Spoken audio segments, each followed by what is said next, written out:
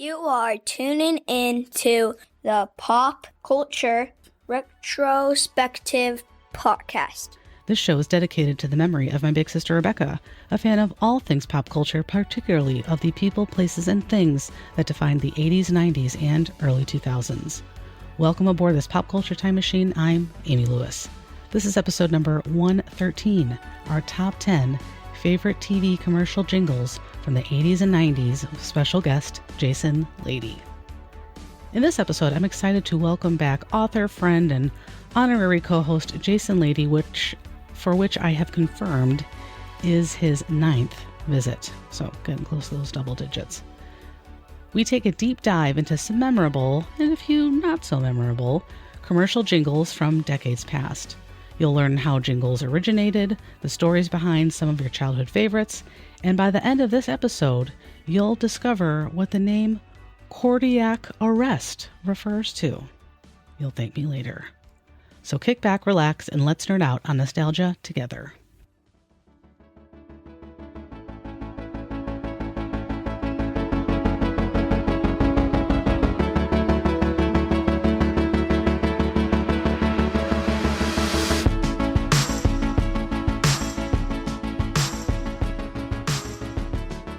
Today, I am excited, as always, to welcome now maybe 10th. Is this the 10th? The 9th or the 10th? 9th or the 10th. I didn't go back and count, but I know. like that. Might be double digits now, which is crazy. It could be. I know. What do you get for the 10th visit? Is it, is it gold? Is it silver? Is it paper? Yeah. Tin, figure that out. Something. Yeah. Yeah. Yes. A commemorative watch. Oh, nice. Wow. I could look into that. Oh, yeah. Cool. I look forward to it. Yeah. Free gift. Yeah. Maybe a blender. Yeah. Ooh, there you go. I'll send you a catalog and you can pick out what you'd like for the for the 10th visit. So I am joined by a good friend of the show and just a great guy, great all-around guy, Mr. Jason Lady. Jason, thank you so much for coming back to the show. It's been way too long. It has been way too long. Thank you for having me back. We tried to schedule this over and over again. It was of epic proportions that both of us kept having to cancel for various reasons. So to finally be able to do this, it has been way too long to record one of these because I have so much fun and I've been looking forward to it. Yes. So glad to be back. Glad to be talking about nostalgic related things with you again. Yes, likewise. Well, it's always a pleasure because I think we were kind of cut from the same cloth. Yes. This kind of stuff is really important to us. Things that we want to make sure that we're doing, justice to. Mm-hmm. So I think the wait will be worth it. I think both for the listeners and for us as, nostalgia nerds. And this topic, which I'll let you introduce here in just a second, has been on my list of show topics that I've wanted to do since I started the show 5.5 years ago. I have a literal physical list that is in several different notebooks of different topics. And this is definitely up there. Because this is just, I feel like this is a huge part of my childhood, a huge part of my adolescence, something that's stuck in my head on a near constant basis. But before we get to that, what I wanted to make sure to say beforehand is for people who haven't listened to you being a guest on the show, would you mind telling the audience kind of a quick little blurb of who you are, what you do, and your connection to retro pop culture? Sure. So like Amy said, my name is Jason Lady, and we got connected a while back, I think through some kind of like podcasting match to an author kind of service. And we got connected through that, and things just kind of, snowballed from there. But we initially got connected because I am an author as kind of like my side hustle. My day job is something different, but my side hustle is a children's author. I actually have 4 children's books that are out. And the 4th one just came out this past February. I call it the Pure Shore Club. And they're all zany, fun adventure books, really for middle school readers. So thinking like 4th grade up through 7th or 8th grade is the age range for it. And they are infused with a lot of my pop culture and nostalgic sensibilities in terms of like kids adventures, think Goonies, think Never Ending Story, like think anything like that from our childhoods. It's very much kind of fused with that kind of like wonder and spectacle and imagination and fun. So that's kind of the connection to nostalgia that I have. And you and I, like you said earlier, have just been kind of very much on the same wavelength in terms of the things we think about and maybe Yes. overthink about. But Yes. I'm a guy that loves 80s stuff, especially. I was a kid in the 80s, so 80s music, 80s movies, 80s TV shows. Yeah. I am all over it. So Same. I think, and we have a similar sense of humor too. So I think that's also helped me be a return guest several times at this point. Right. Yes, because it's part, podcast, part sort of support group, because I feel like there's a lot of people that out there that probably don't get us. And I think Yes. perhaps if we lived closer, I'm sure our spouses would probably, maybe they would go grab dinner together and be like, oh my God, if I have to hear one more thing about, Kachagugu, I'm going to lose my mind. So um, we're always in good company. So it's always Absolutely. so, They're talking about aha again. I can't right, take it. Yeah. right. No, I think my wife is really glad I have this outlet because it's less she has to hear from me about all these topics. It's true. It's true. I know. It's amazing how pop culture has impacted people in different ways, and how much, like, certain groups of people remember like so much stuff, and then other people are like, I can't remember that person's name, or I don't remember watching that, and it's just sort of Yeah. ingrained in my brain. Yeah. People's brains work differently. I'm amazed at how, like, I could think back to like a movie from like the early 90s or the 80s and be like, I remember who I saw it with, Yes. even. Like, whereas my friends have no memory of those things. My old friends, they're like, So I don't true. remember seeing that movie with you, Jason. I'm like, you did, and this other person was also there. How do you not remember this? Hmm. It's weird how my brain works. I wish it worked in a way that maybe enabled me to succeed as like an engineer or something like that, but Oh it my does gosh. not. So I just I have the know. fun that I can. I know. I wish I was like a savant with like numbers, or, Yes. something useful. Right. But I can Be a remember the doctor. name of the janitor from our elementary school who I recently contacted an old childhood friend about. I'm like, I had this weird memory about this janitor. Her name was Peggy. Do you remember her? And then he went off on this like tangent about her, which I won't get into, but I was like, this is the crap that I remember. Yep. So And it's it's getting more so the older I get, I'm finding. mhm. Like at work the other day, I was talking about a big kind of meeting that happened the week before, and I asked someone, hey, were you there? And she's like, Jason, I was sitting right next to you. And I just kind of buried my head in my hands. Not like I didn't remember that, but like in the moment, I didn't. Right. And I was like, I don't remember that, but I can like name, every single member of like the X-Men, Yes. and like, So true. every single member of the A team and stuff like that. And I'm like, this is really sad. Like what my Hmm. brain is choosing to devote its space to and what it doesn't. Right. Yeah. Selective memory, I think, is what it's called. Yes, Yeah. exactly. Yeah, very selective. So thank goodness you have this podcast. Otherwise, I'd have no Right. outlet. I'd probably be talking to myself in a room alone. Well, yes, and that's how my podcast started, in the corner of my bedroom at night. Yes. Gotcha. So on that same note, would you like to tell the listeners a bit about what today's topic is going to be? Yes, absolutely. This is a topic that Amy came forward with, and I thought sounded like a great idea. This is commercial jingles from the 80s and the 90s that we remember from back in the day. So many, and you hear them so many times, and Yes. especially the really catchy ones, like they are ingrained in your brain forever. Here we are 20 plus years later, still thinking about them, still saying them. There's Yes. different I'll get into some of these. There's particular things that trigger me actually singing some of them, Hmm. Yes. circumstances. So yeah, looking back on all the TV watching and all the stuff that was between the shows, all the commercials, like that's part of the nostalgia. It's not just the shows themselves, it's also these commercials that also kind of came along with it as part of the package. So that So is our true. topic for the day, and I'm looking forward to it. Yes, absolutely. This is a topic that I'm just so no so nostalgic about, and so I don't know if passionate's the right word, but it's something that's like always on my mind, something that I'm always thinking of, something that I'm teaching my kids about just, how kind of marketing used to work and advertising. Yeah. I just find it very fascinating. I find it very comforting. Hmm. I've certainly had some days where I've had, you can find YouTube playlists of old commercials and old commercial jingles, and that's just like great background noise. But it is Absolutely. amazing how, yeah, these sort of advertising essentially can stick with you all these years later. It really speaks to just Mhm. how powerful a good jingle was, you know? It really is, and especially in my case, because if anybody's heard me talk on past podcasts, you would know that I was a military brat, had an upbringing, we moved around a lot, and we lived in Germany, West Germany, and Germany when I was a kid. And over there, especially back in the 80s and the 90s, the technology didn't really exist for you to have anything but the one TV channel, Armed Forces Network, and whatever they chose to show you. And my mom and dad chose not to have access to that. We didn't have an antenna or anything like that. Didn't have cable. Just had a TV and a VCR. And then there was so we didn't watch a lot of television, movies, sure, but not a lot of TV when I was a kid, unless I was at my grandma's house or my aunt's house. And then there was a period of 4 years where we were stationed in Fort Knox, Kentucky. And my parents, for whatever reason, decided, hey, I think my dad wanted to have MTV, honestly. We had cable for those 4 years. And it was like this blessed time of just like, oh, the heavens are opening up. And my sister and I were like, we have access to like all the things our friends do. Right. And so all that to say is that my TV watching experience has been kind of limited compared to a lot of people. I still don't watch a lot of television, honestly.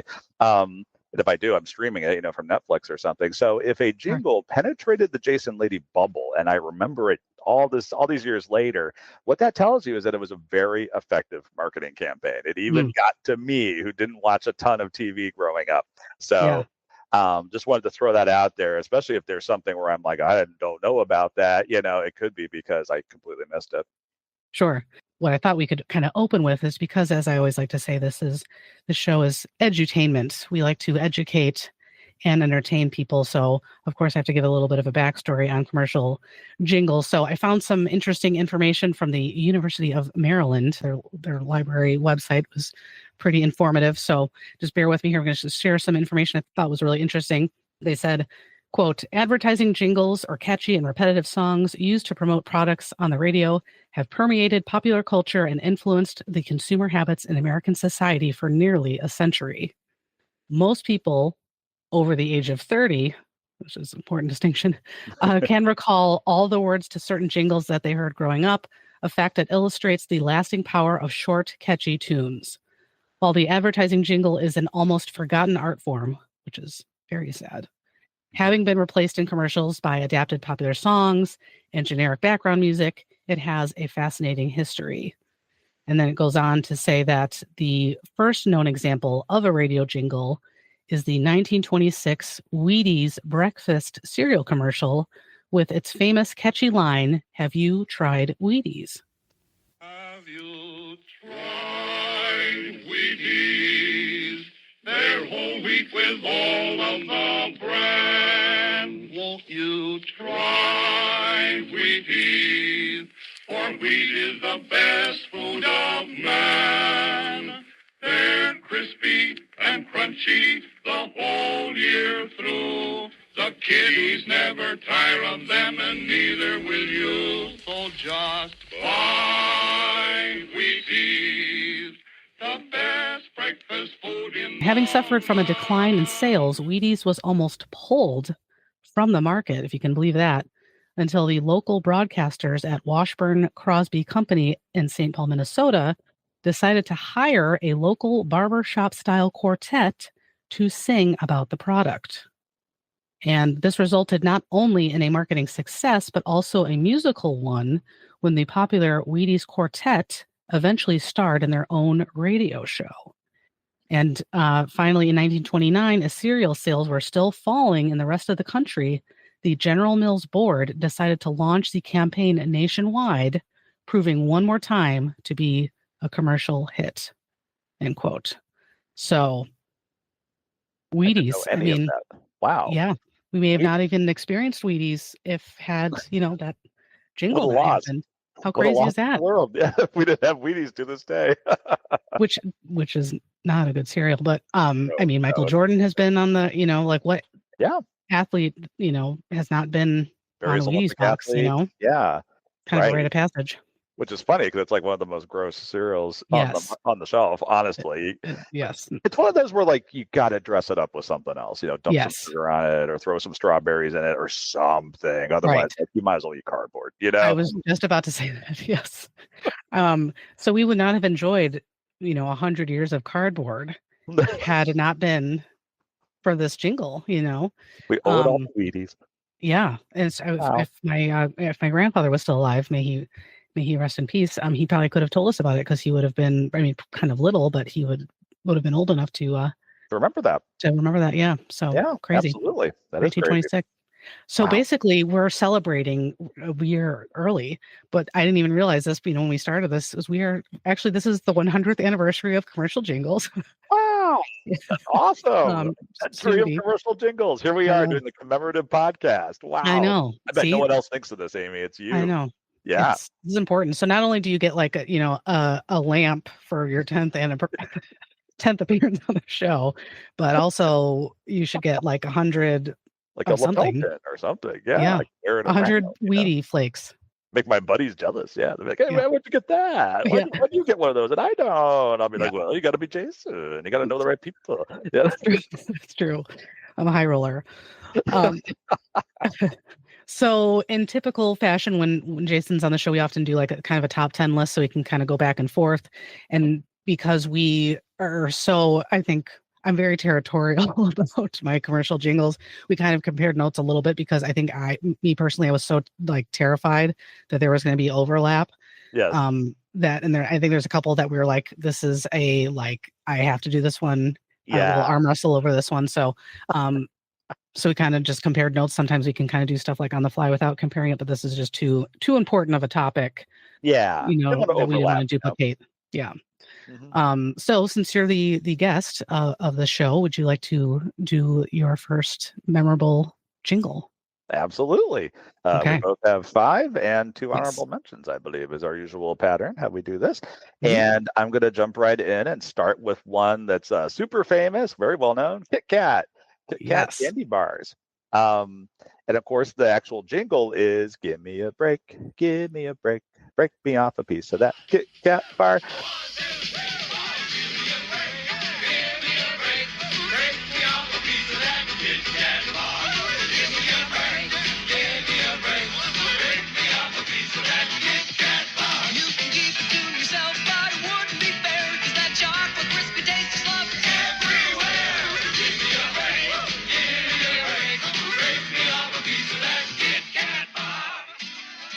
So good. Yeah, so good, so memorable. It has lasted the test of time, which I will talk about in a moment, as far as like how long this has been going on. But what's interesting with Kit Kat bars, I learned some things about them as I was learning about how long this jingle's been around and stuff. They're actually British in origin, which I never knew that. Oh, I didn't know that either. Yeah, made in the United States via a license. They are produced by Nestle globally, except in the USA, where it's made by Hershey under license. An agreement that's been in place since 1970. So who Wow. knew? Yeah. Who knew Kit Kats were British? Who knew that? Yeah. No idea. So they've had other slogans over the years besides the really famous one. Actually, from 1958 all the way to the early 80s, their slogan was "Have a break, have a Kit Kat." So, which is, you can kind of see the evolution, where they went from there. Sure. That was around for a long time when you think about that. Yeah. And then early 80s, they had a very short-lived slogan, and that was "Taste so good, you will roar," Oh, wow. which you can see why it's short-lived. And I think Yeah. that's like, I mean, a you're cat. Yeah. Cat. oh yeah, I didn't think about that. The Yeah. whole cat roaring thing. Yeah, otherwise, Yeah. like you really are overstating it. Right. Kit Kat, like they're okay, but they're not that great. Yeah, really. Yeah, the jingle was written. So the famous jingle that we're talking about. Oh, and by the way, another short-lived slogan they had was "That's what you want." That also didn't last very long. That's what you want. So that's a little lame. I can see why that didn't last. Yeah. Definitely. But the famous jingle, "Break Me Off a Piece of the Kit Kat Bar," was written by Ken Schulman, who did the words, and Michael A. Levine did the music.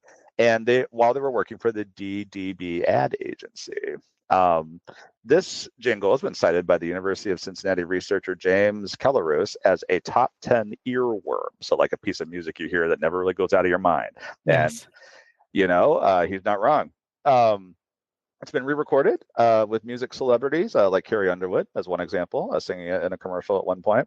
It is a global phenomenon, still in use to this day. So started in the 80s and it has never gone out of use. I think there might be the only one on my list that actually is still being used to this day. Yeah. I mean, if it is- ain't broke, why fix it? Yeah, especially if no one's getting tired of it. There's some jingles where people would kind of get weary of it and they'd have to move on. And this one, for whatever reason, they don't. Yeah. So I had fun going on YouTube and watching the old commercials. And there's one where it's always like lots of different groups of people singing the song, and they sing it Yeah. several times in a row.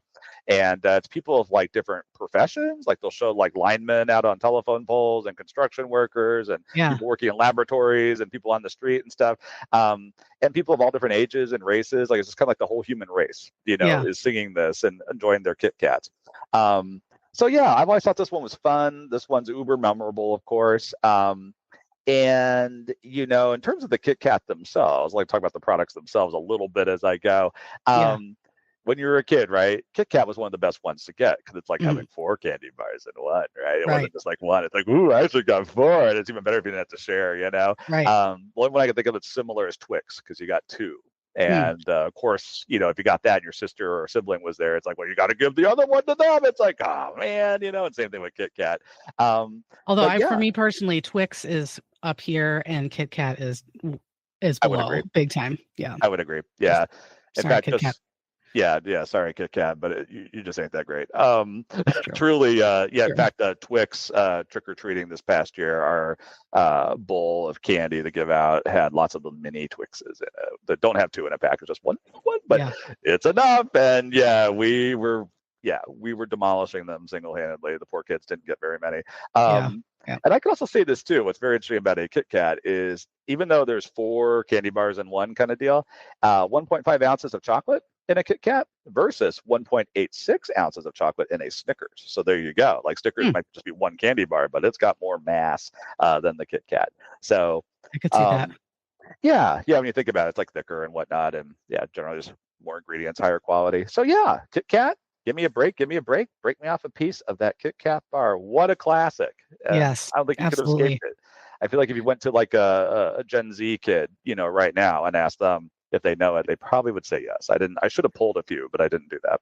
Yeah, that's a good point. Yeah, I think it's one of those rare ones that would stick out to multi-generations for sure, because it's been, like you said, used for so long and pretty easy to remember. And yeah, absolutely. Yeah. Yep. Yeah. My kids ended up with a lot of Kit Kats randomly this year. And I guess that's a good thing because I don't really care for Kit Kats that much. So the fact that there's still actually 20 sitting like in the cabinet over here is very telling. So I remember my wife and I don't have kids, but I remember helping some friends with trick or treating, and Julie stayed back with the mom to give out candy. I went out with the dad and the kids to go around to house. Went back to the house, kids go to bed, saw the parents like grazing off the candy, and we were both like, whoa, did our parents do this? And they were like, they absolutely did. Totally. They did. How could they not? I'm like, oh man, I had no idea. It was very naive. My mom, probably not very much at all, but my dad definitely, for sure. He's a chocoholic. For sure. Yeah, I could see my dad sneaking some stuff. He would like pretend he didn't, and then my mom, she would also play it off like, "Oh no, I wouldn't do that," but absolutely. Right. Yeah. Well, my mom would like the stuff that I don't like Whoppers and like Necco wafers and Smarties. She likes all the stuff that I don't care for, but she's not much of a candy eater, so I think I would blame my dad for any missing candy for sure.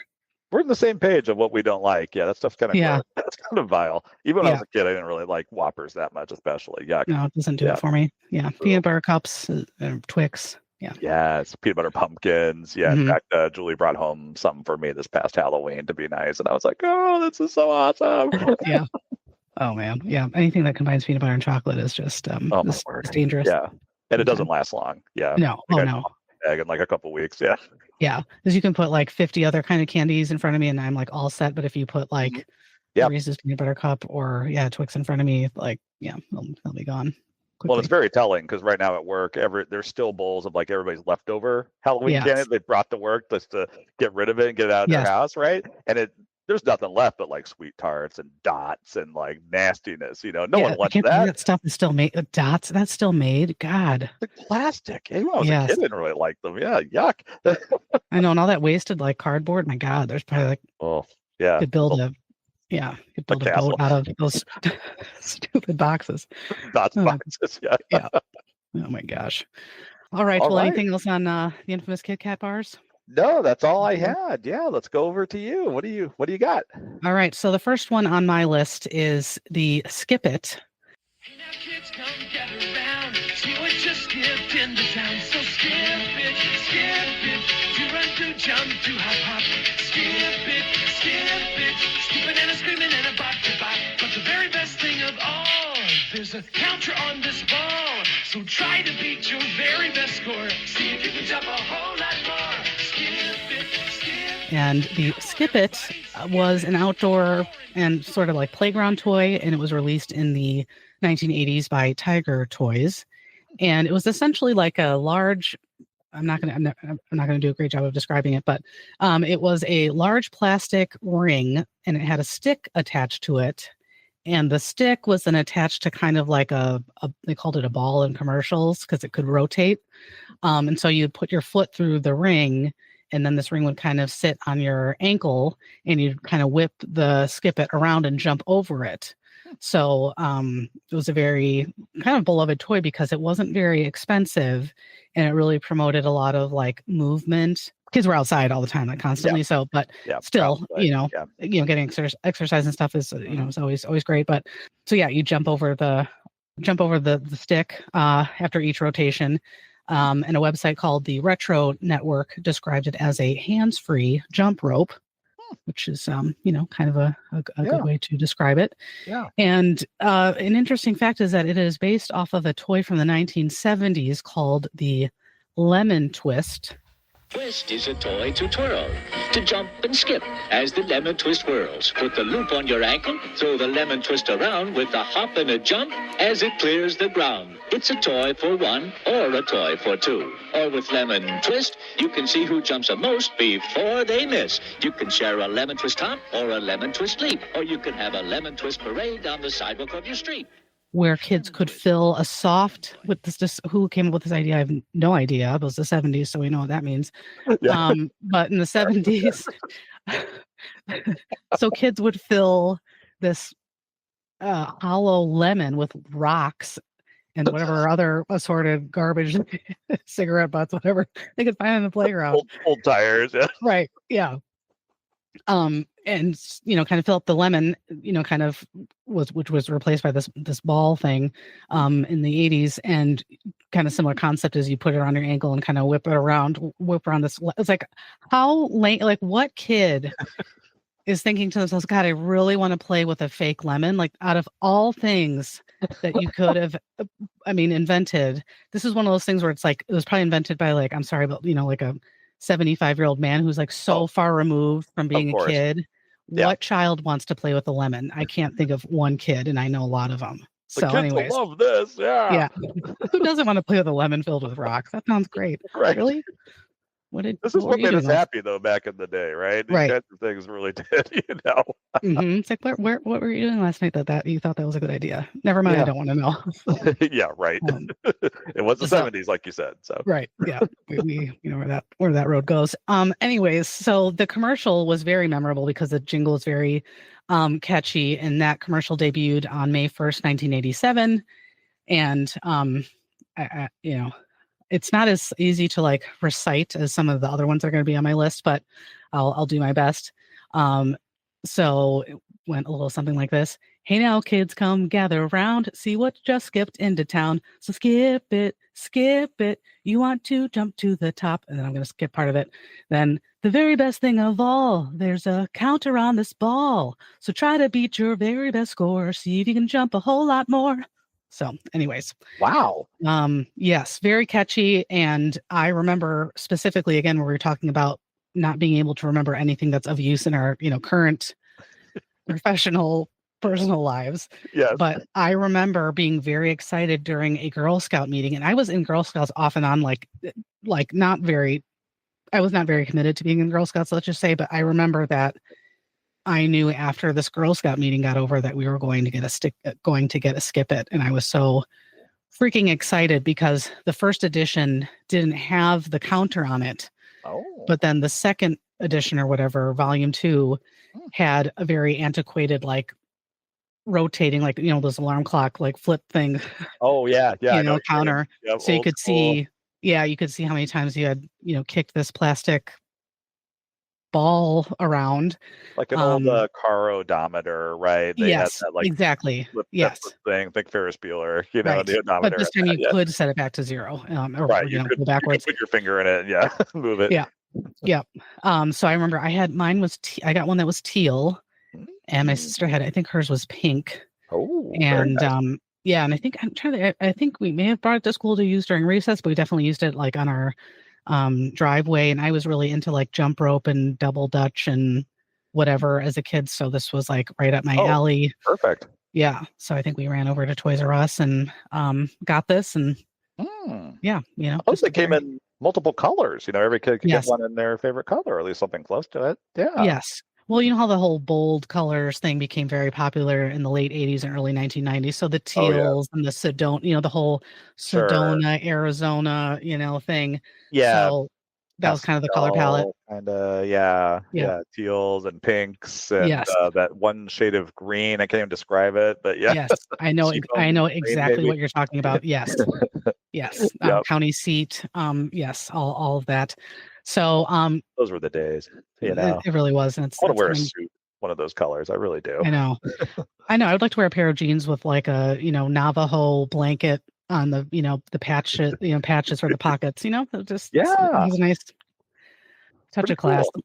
A lot of turquoise would be great. Oh, absolutely. Yeah. The things have gotten very boring in terms of design, I feel. So true. Like gray. Yeah. So I agree with that.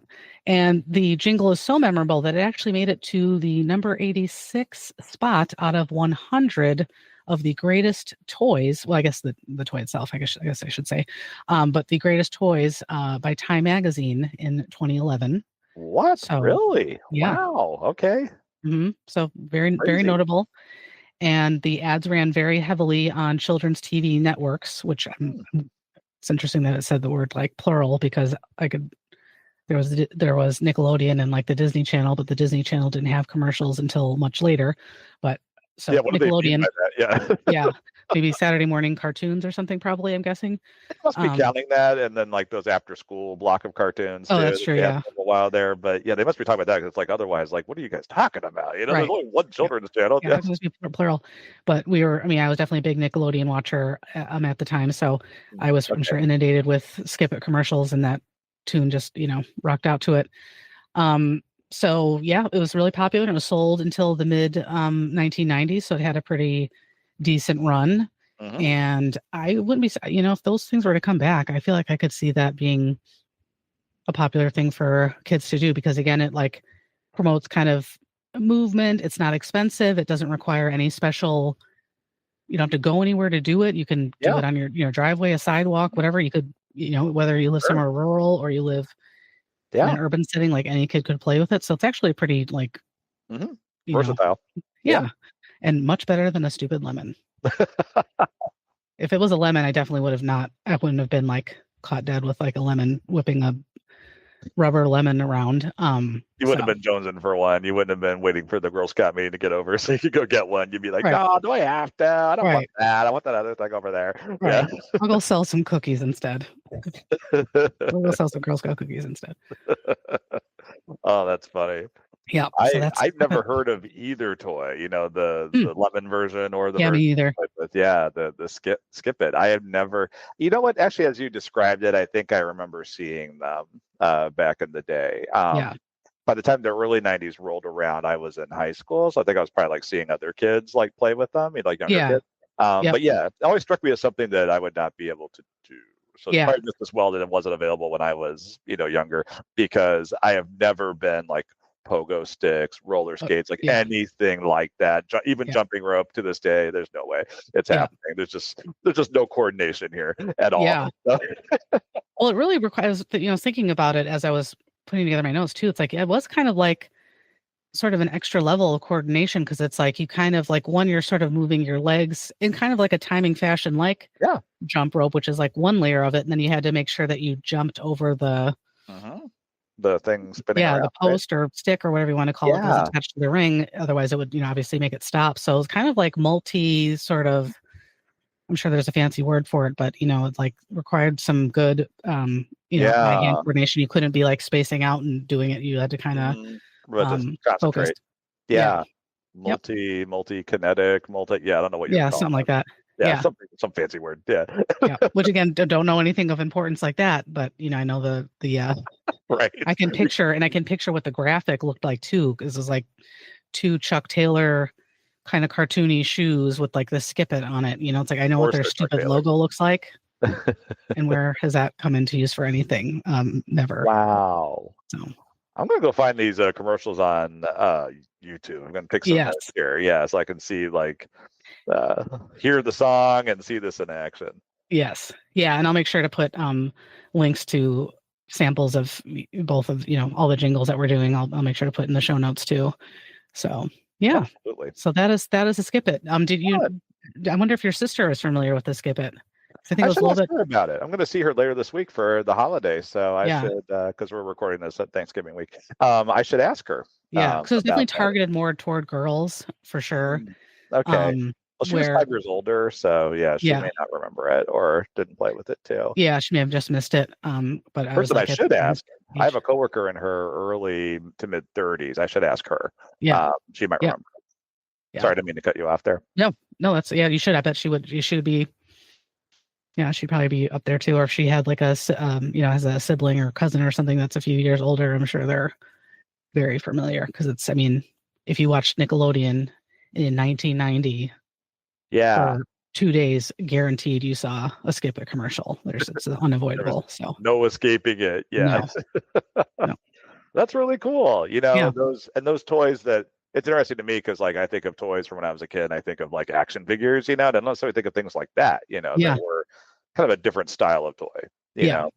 Yeah. More active and so forth. Right.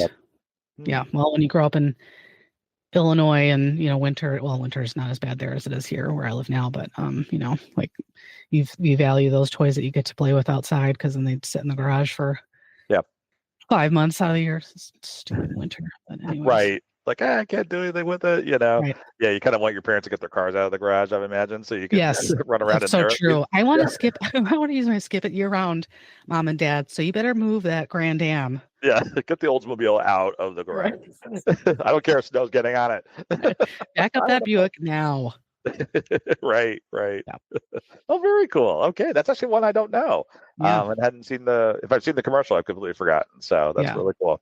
It'll be stuck in your head. So you're welcome in advance. Nice. Okay. All right. Well, what's next on your list? All right. So this is one that this is one of the ones I mentioned earlier where there are things that trigger me singing it. So sometimes when I am cleaning up in the morning, I end up singing the Zest soap jingle. Yes. And that is that one. You're not fully clean unless you're Zest fully clean. Zest fully clean. Zest announces a whole new kind of clean. Zest fully clean. You're not fully clean unless you're Zest fully clean. Introducing new improved Zest deodorant bar. First it lathers you clean, then it rinses you cleaner. Look at me. Do I look clean to you? Surprise, I'm not fully clean unless I'm zestfully clean. This is what happens with soap. Soap leaves a sticky film on you that won't rinse away. But new Zest leaves no sticky film. It rinses you fully clean. A whole new kind of clean. Zest fully clean. Zest fully clean. You're not fully clean unless you're Zest. So, yeah, sometimes I sing that. I think my wife rolls her eyes pretty hard when I'm in the shower singing that. But it's so much fun. It is. Yeah, it's just like so joyous. And those commercials, man, I went back on YouTube watching those Zest commercials. Those people are having so much fun in the shower. They are. They make bathing look like so joyful. Right. Yeah. He's having a blast. And I'm like, wow, most mornings I'm half asleep, right, waiting for the caffeine to kick in is what I'm doing in the shower. Right. Thinking about what I have to do at work. But with those people, they are just so happy to be up and about and getting clean. Splashing water freaking everywhere. Right. Yeah. The commercials had in them the Zestfully Clean towels. They'd often show the person with the towel Oh, yes. kind of like drying themselves off. You can see them from the back, and they're looking back at the camera, you know, Right. when they're singing the song. And those towels apparently are out there as promotional items, and apparently are worth a decent amount of money if one finds them. I went on like eBay to see if Oh my God. they'd be selling them. Not a single one, not an iota. You know, so I'm like, oh darn, it'd be kind of fun to have one of those towels, and I'm not seeing them. But let's see. So Zest soap has been around since 1955. Who knew? Oh my gosh. Confession, I actually didn't know Zest was still around. I thought it had been discontinued a while Yeah, back. really.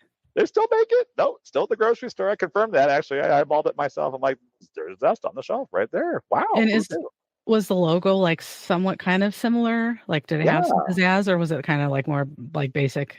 Yeah, kind of like a stylized font. You know, Okay. the Z is kind of like a Zorro Emphasis kind of on the Z. And yeah, yeah. And it hasn't, I don't think it's changed a whole lot over the years, No. but it's soap. What are you going to do? You know, I feel like when True. you're marketing soap, like there's always so much you can do. That's true. This sparked me thinking about something. One of these things I think about, like, okay, like I'm not familiar. You know, Zest was still around, right? Didn't know it was still being made. What kind of soap do I use instead if I'm not using soap? Well, not using Zest. So I was thinking about two things. One, when I was a kid, what did we use? We did not use Zest. I wasn't really familiar with it outside the commercials. I knew it existed. So we were a Dial family. We had those yellow bars of Dial soap. And then now we're a Dove family. There's some sensitive skin in our household. So we are a Dove sensitive skin soap. And I was going to ask you as part of this, you know, what soap did you use growing up? Do you remember what your family? Well, it's funny that you said Dial, because that is exactly what we used. Okay. Dial everything. And yes. I think we had like Johnson and Johnson's like baby soap when we were like, you know, babies and like toddlers. Okay. But definitely heavy on the Dial. And to this day, actually, the smell of Dial soap, I don't know what it is.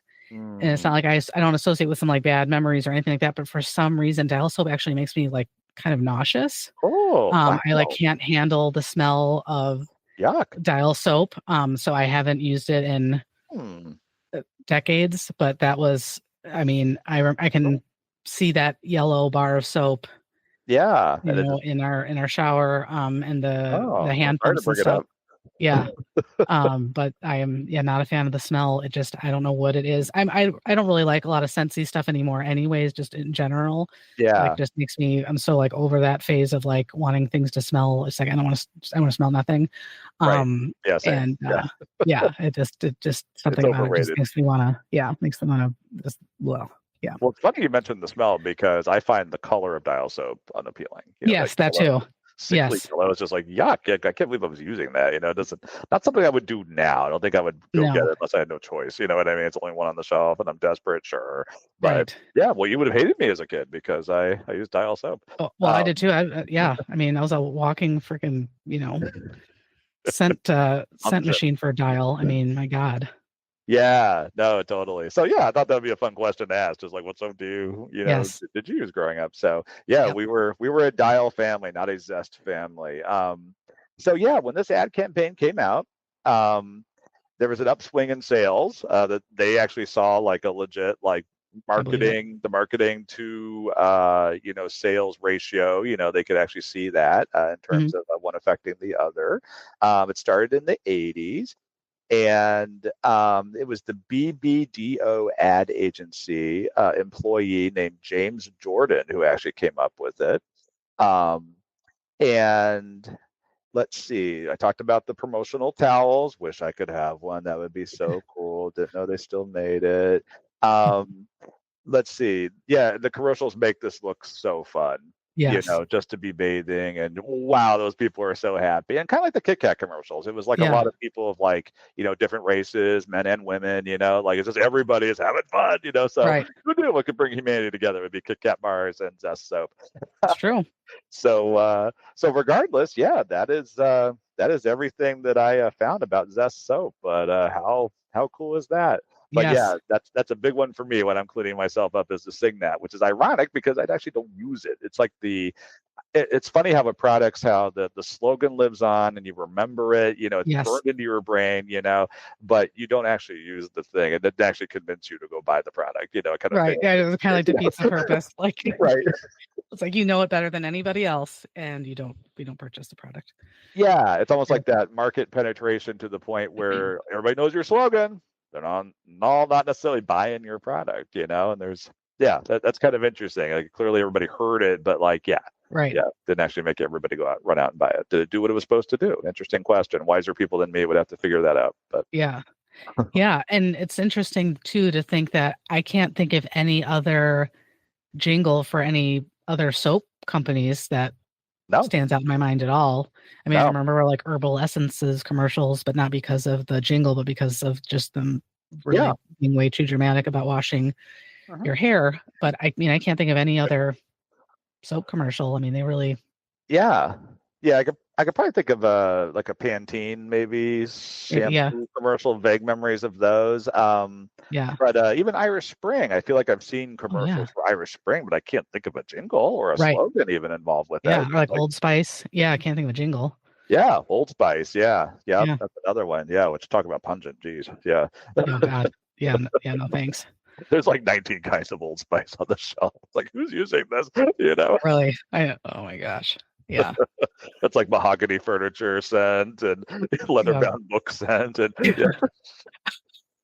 Oh my God. My grandpa's like favorite same. scent. Yeah, old man. Yeah.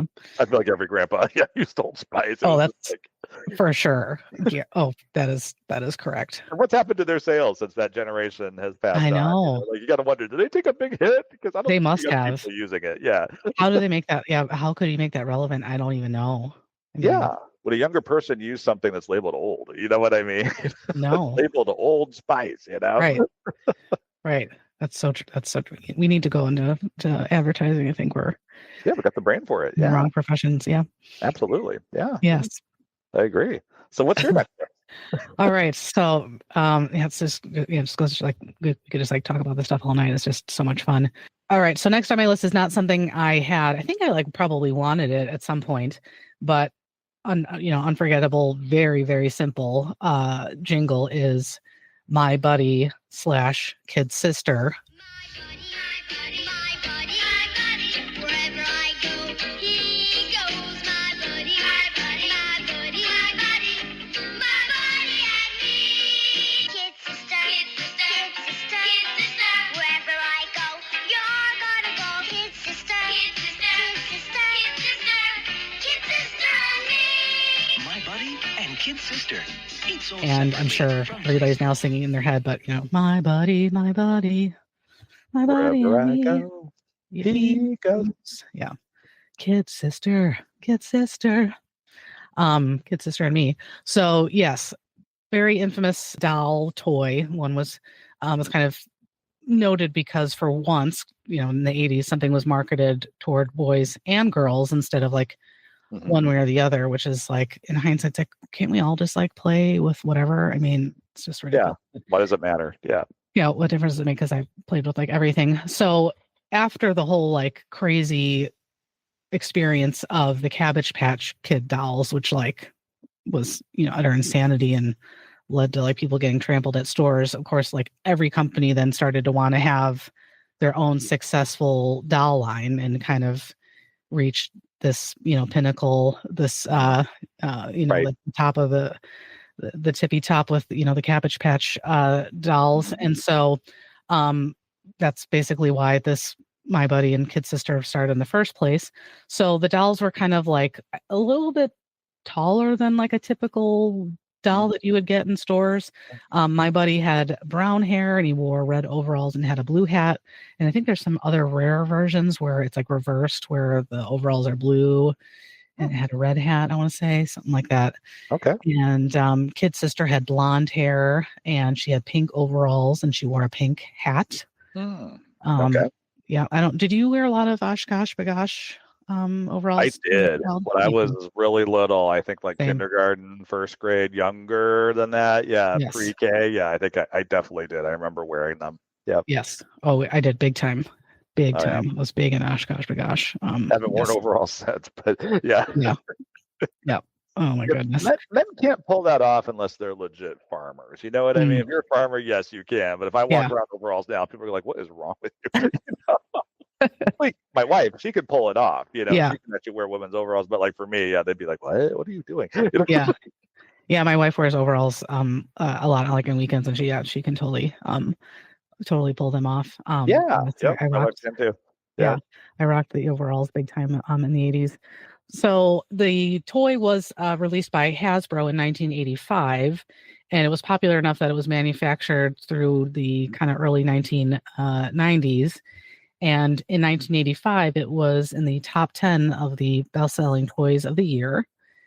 And then a couple years later, the horror film Child's Play was released. That was in 1988.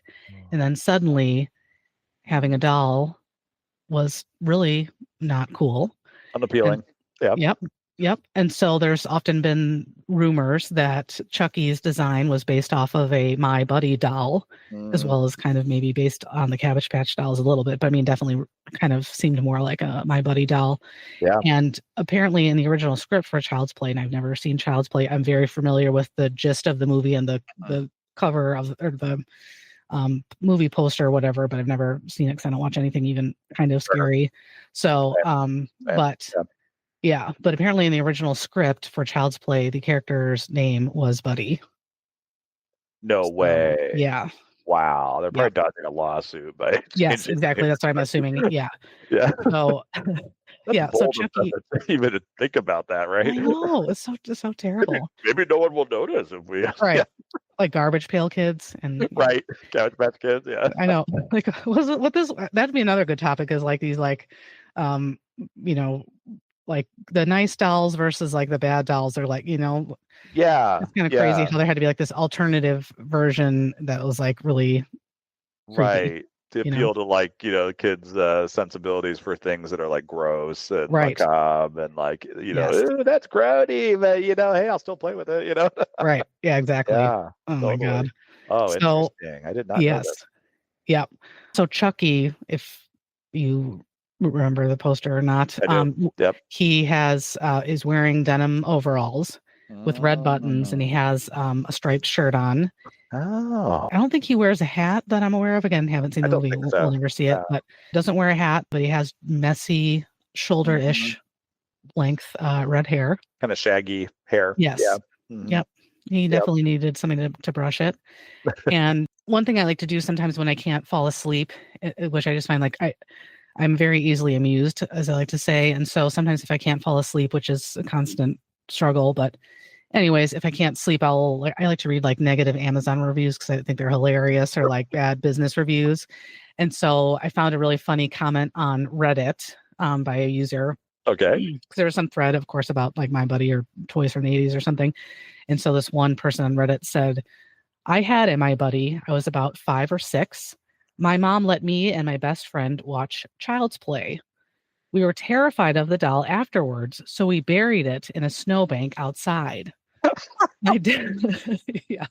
My dad came home and saw it sticking out a bit, so he brought it back and put it in my room. I freaked out the next morning. Like it came back in the house. Yes. Oh my God. I'm sure he probably, maybe the kid was sleeping or something, when the dad brought it back in, like, what is Buddy, what's Buddy doing out here? Yeah. As far as they knew, that doll was gone. And then the next Right. morning, "Wah!" It's like at the foot of the bed staring at them, Yeah. Right.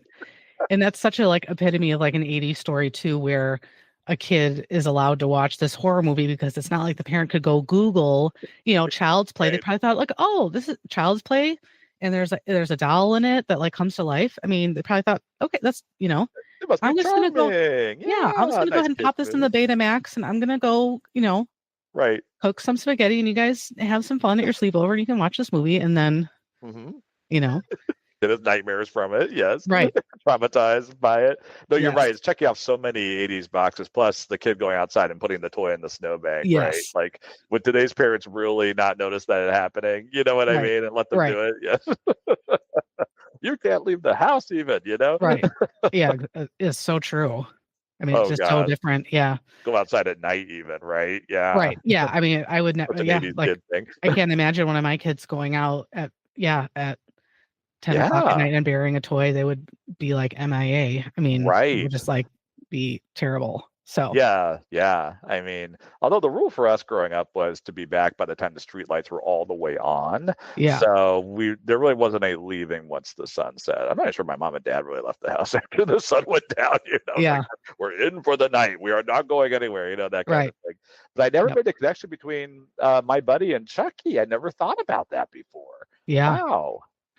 I mean, it makes sense. I feel like there was just a lot of that, Hmm. back then, as kind of like poking fun at toys, which of course now would be like so canceled. Like, you can't insult, Yeah, whatever that, beloved toy this is, and right. traumatizing You children, heartless, and yeah, right. And somebody would film them and don't you post it and care? be a whole Yeah, mess. Yeah. But right. at the time, yeah, you could get away with that stuff. And it's like, and now as an adult, I find that hilarious. Hmm. Um, but I definitely wanted a My Buddy. And I remember the commercial, and especially because, again, I was very, people don't use this term anymore, but I use it as a term of endearment, is like I was very much a tomboy. And Hmm. so I Yeah. wanted a My Buddy so bad. And that kid was riding a big wheel in the commercial with his My Buddy, climbing Mm, trees and stuff. It was like, oh my God, get me this thing now. I want this. Yeah, I want a Yes. little companion to go with me on my adventures. Yeah. Right. You're right. And they're not even like, and then I looked, of course, there's a bunch like for sale on eBay and stuff. Mhm. And Sure. it kind of not a great, I mean, kind of a low quality, Mm, not not great. Yeah, not something you yeah, find now. low Yeah, budget, very like, give me kind of like Walmart vibes, kind of, like, not well made. Yeah, no, low no. quality. You Yeah. know, not like the So, Cabbage Patch Kids. no, yeah, that was, yes, that was I very high wonder if quality. my buddy was kind of designed that way on purpose, like to be kind of disposable. Because it's like, okay, kids are going to drag this thing with them everywhere they That's go. It's true. going to get dirty. It's going to get beat up. It's going to get lost and torn. So maybe they're like, hey, let's make it easier for parents to buy another one. This one Yeah, gets destroyed. that's true. Yeah. Hey, buddy got resurrected. Buddy's back.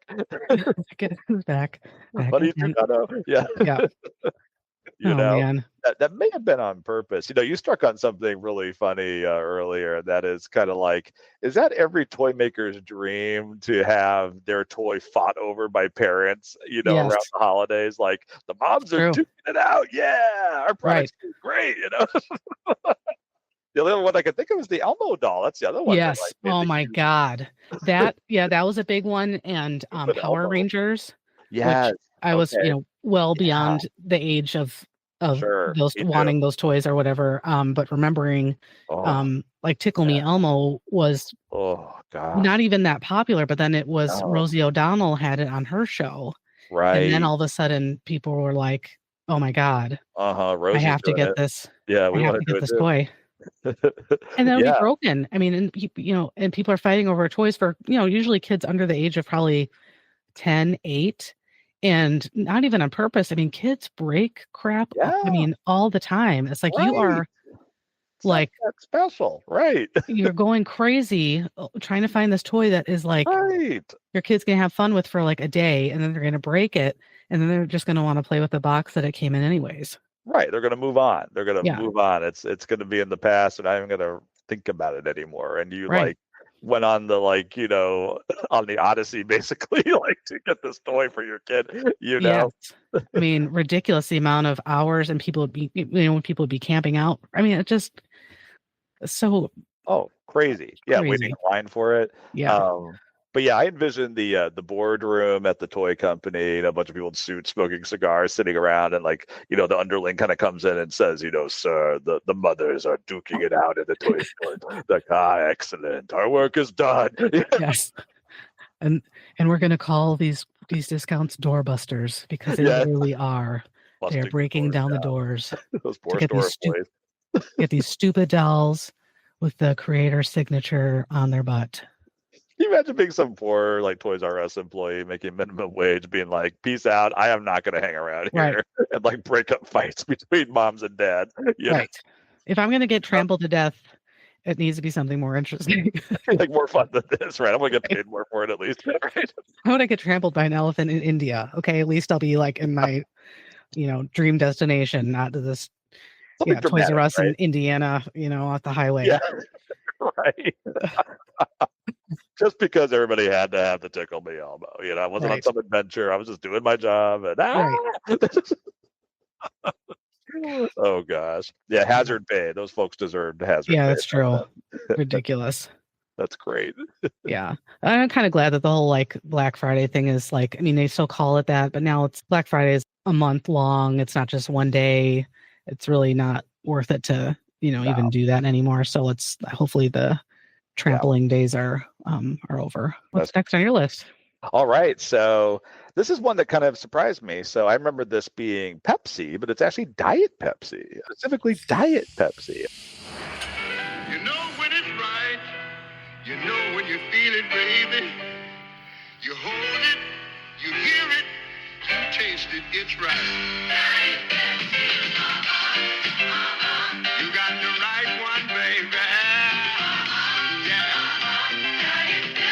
Is this irresistibly sippable, uncontestably tasteable, and intimately wonderful? You got the right one, baby. Oh, yeah. All right. You got the right one. If it's irrepressibly lovable, unsurpassably quotable, and intimately soulful, you got the right one, baby. I was like, I thought this was just Pepsi, but this is actually, I think maybe my sole 1990s one I have on my list. And this is you got the right one, baby. This was the marketing campaign for Diet Pepsi, and this, of course, starred Ray Charles. Oh God, that's right. Very popular, legendary pianist, soul, R&B, blues singer and pianist. And like I said, legendary. And yeah, I remember this being just plain Pepsi, and it's like, no, it was actually Diet Pepsi. I'm like, oh, interesting. Okay, well, I didn't remember that. So really, this made it into my top 5 because it's super memorable from the 90s for me, and plus had Ray Charles in it. I mean, Ray Charles was cool. So very memorable. And these commercials of him in it actually are credited with kind of introducing him to a generation of people that didn't really know about him, because his career had kind of gone on the wane in the 80s and 90s, and then he kind of came back as like an elder statesman of the genre.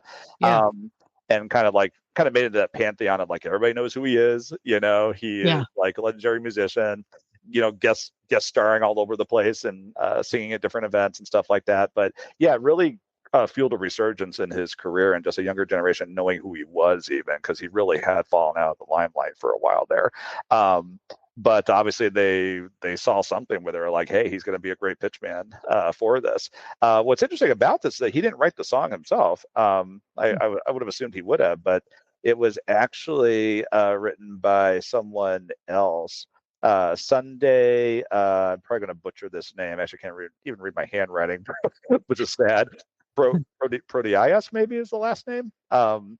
In New York City. So yeah, some jingle person or songwriter wrote this, and it's called Ray's Song. It actually isn't called like or You Got the Right One. That's what you would think it'd be called, but it's not. It's called Ray's Song. And you being a Prince fan, you're going to be interested to know this. A lot of people thought Prince wrote it because Prince has a song called And so they kind of assumed it was adapted from that, and Prince wrote this, and like, no, Prince had nothing to do with it. He would get asked that and be like, yeah, no way, that's not nothing. I have nothing to do with that. That's so below me. Yeah, exactly. Yeah, I don't do product. Which you probably wouldn't. He'd probably see it as like, not artistic enough. Right. His sensibilities were different.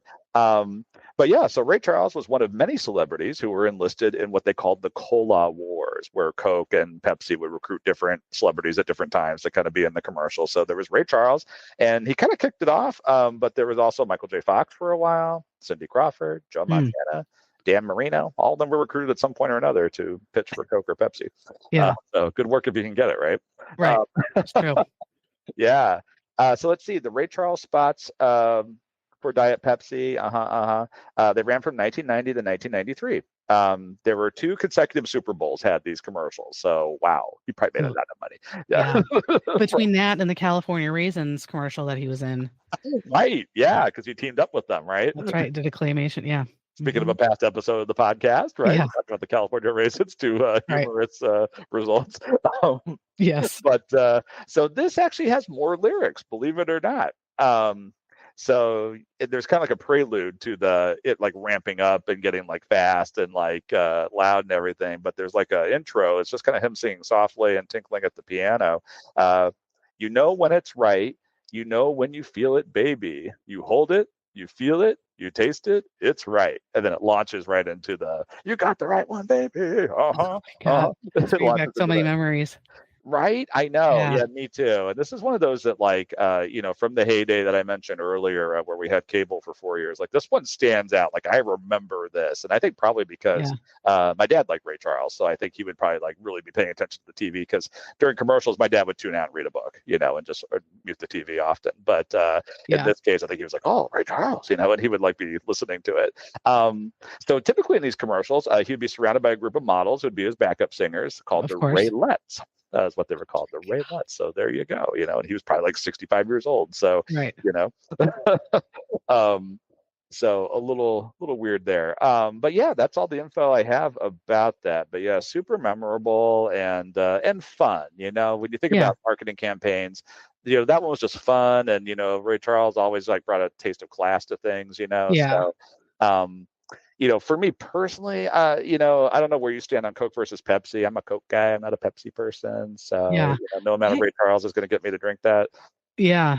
I don't care for Coke or Pepsi. I don't drink either one of them. Okay. The rare neutral person. Yeah. Yeah. I really, I don't know. I think even as a kid, I think I drank like root beer kind of here and there, and that was about it. But yeah, I can't. What's wrong with that? Can't really drink Coke or Pepsi, and the diet versions even further from like me being able to tolerate. So the people who can manage that, kudos, because I just I can't. All I drink is like coffee and water. It's kind of sad. So. No, you're probably healthier because the rest of us are pumping all these chemicals and weird stuff into our bodies. Yeah. Well, I drink I drink too much coffee. I mean, that's for another story, but yes. I had to cut back a while back. Yeah. From coffee. Yeah. And went through a pretty awful withdrawal for 2 weeks from it. Yeah. Oh, so horrible. Yeah. But that's not a bad thing. You are Switzerland in the cola wars. You're not taking sides either way. Yeah. I gotta admit, I'm more of a Diet Dr. Pepper kind of guy, to be honest with you. I love Diet Dr. Pepper. So if you give me a choice, I'm gonna choose that over a Diet Coke even.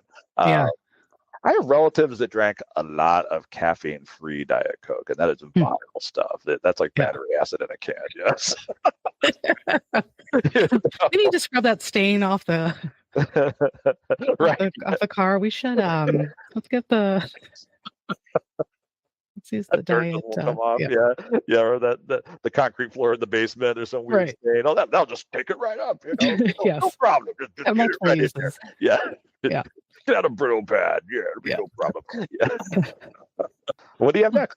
All right. So my next one is, again, I think just another one that if you grew up in the 80s and you're in the United States for 2 seconds, you had to have seen this commercial, and that was for Toys R Us. I don't want to grow up. I'm a Toys R Us kid. They got a million toys at Toys R Us that I can play with. I don't want to grow up. I'm a Toys R Us kid. They got the best for so much less. You really flip your lid. From bikes to trains to video games, it's the biggest toy store there is. Gee whiz! I don't want to grow up, 'cause baby, if I did, I couldn't be a Toys R Us kid. More games, more toys. Oh boy, I want to be a Toys R Us kid. Yes, the infamous I don't want to grow up, I'm a Toys R Us kid. There's a million toys at Toys R Us that I can play with. Just definite earworm, used for a very long time. The jingle was written by Linda Kaplan Thayer, and she also created jingles for Kodak and the Aflac duck, apparently. So she's definitely a notable writer and creative person. And she actually co-wrote it with best-selling novelist James Patterson. What? Yes.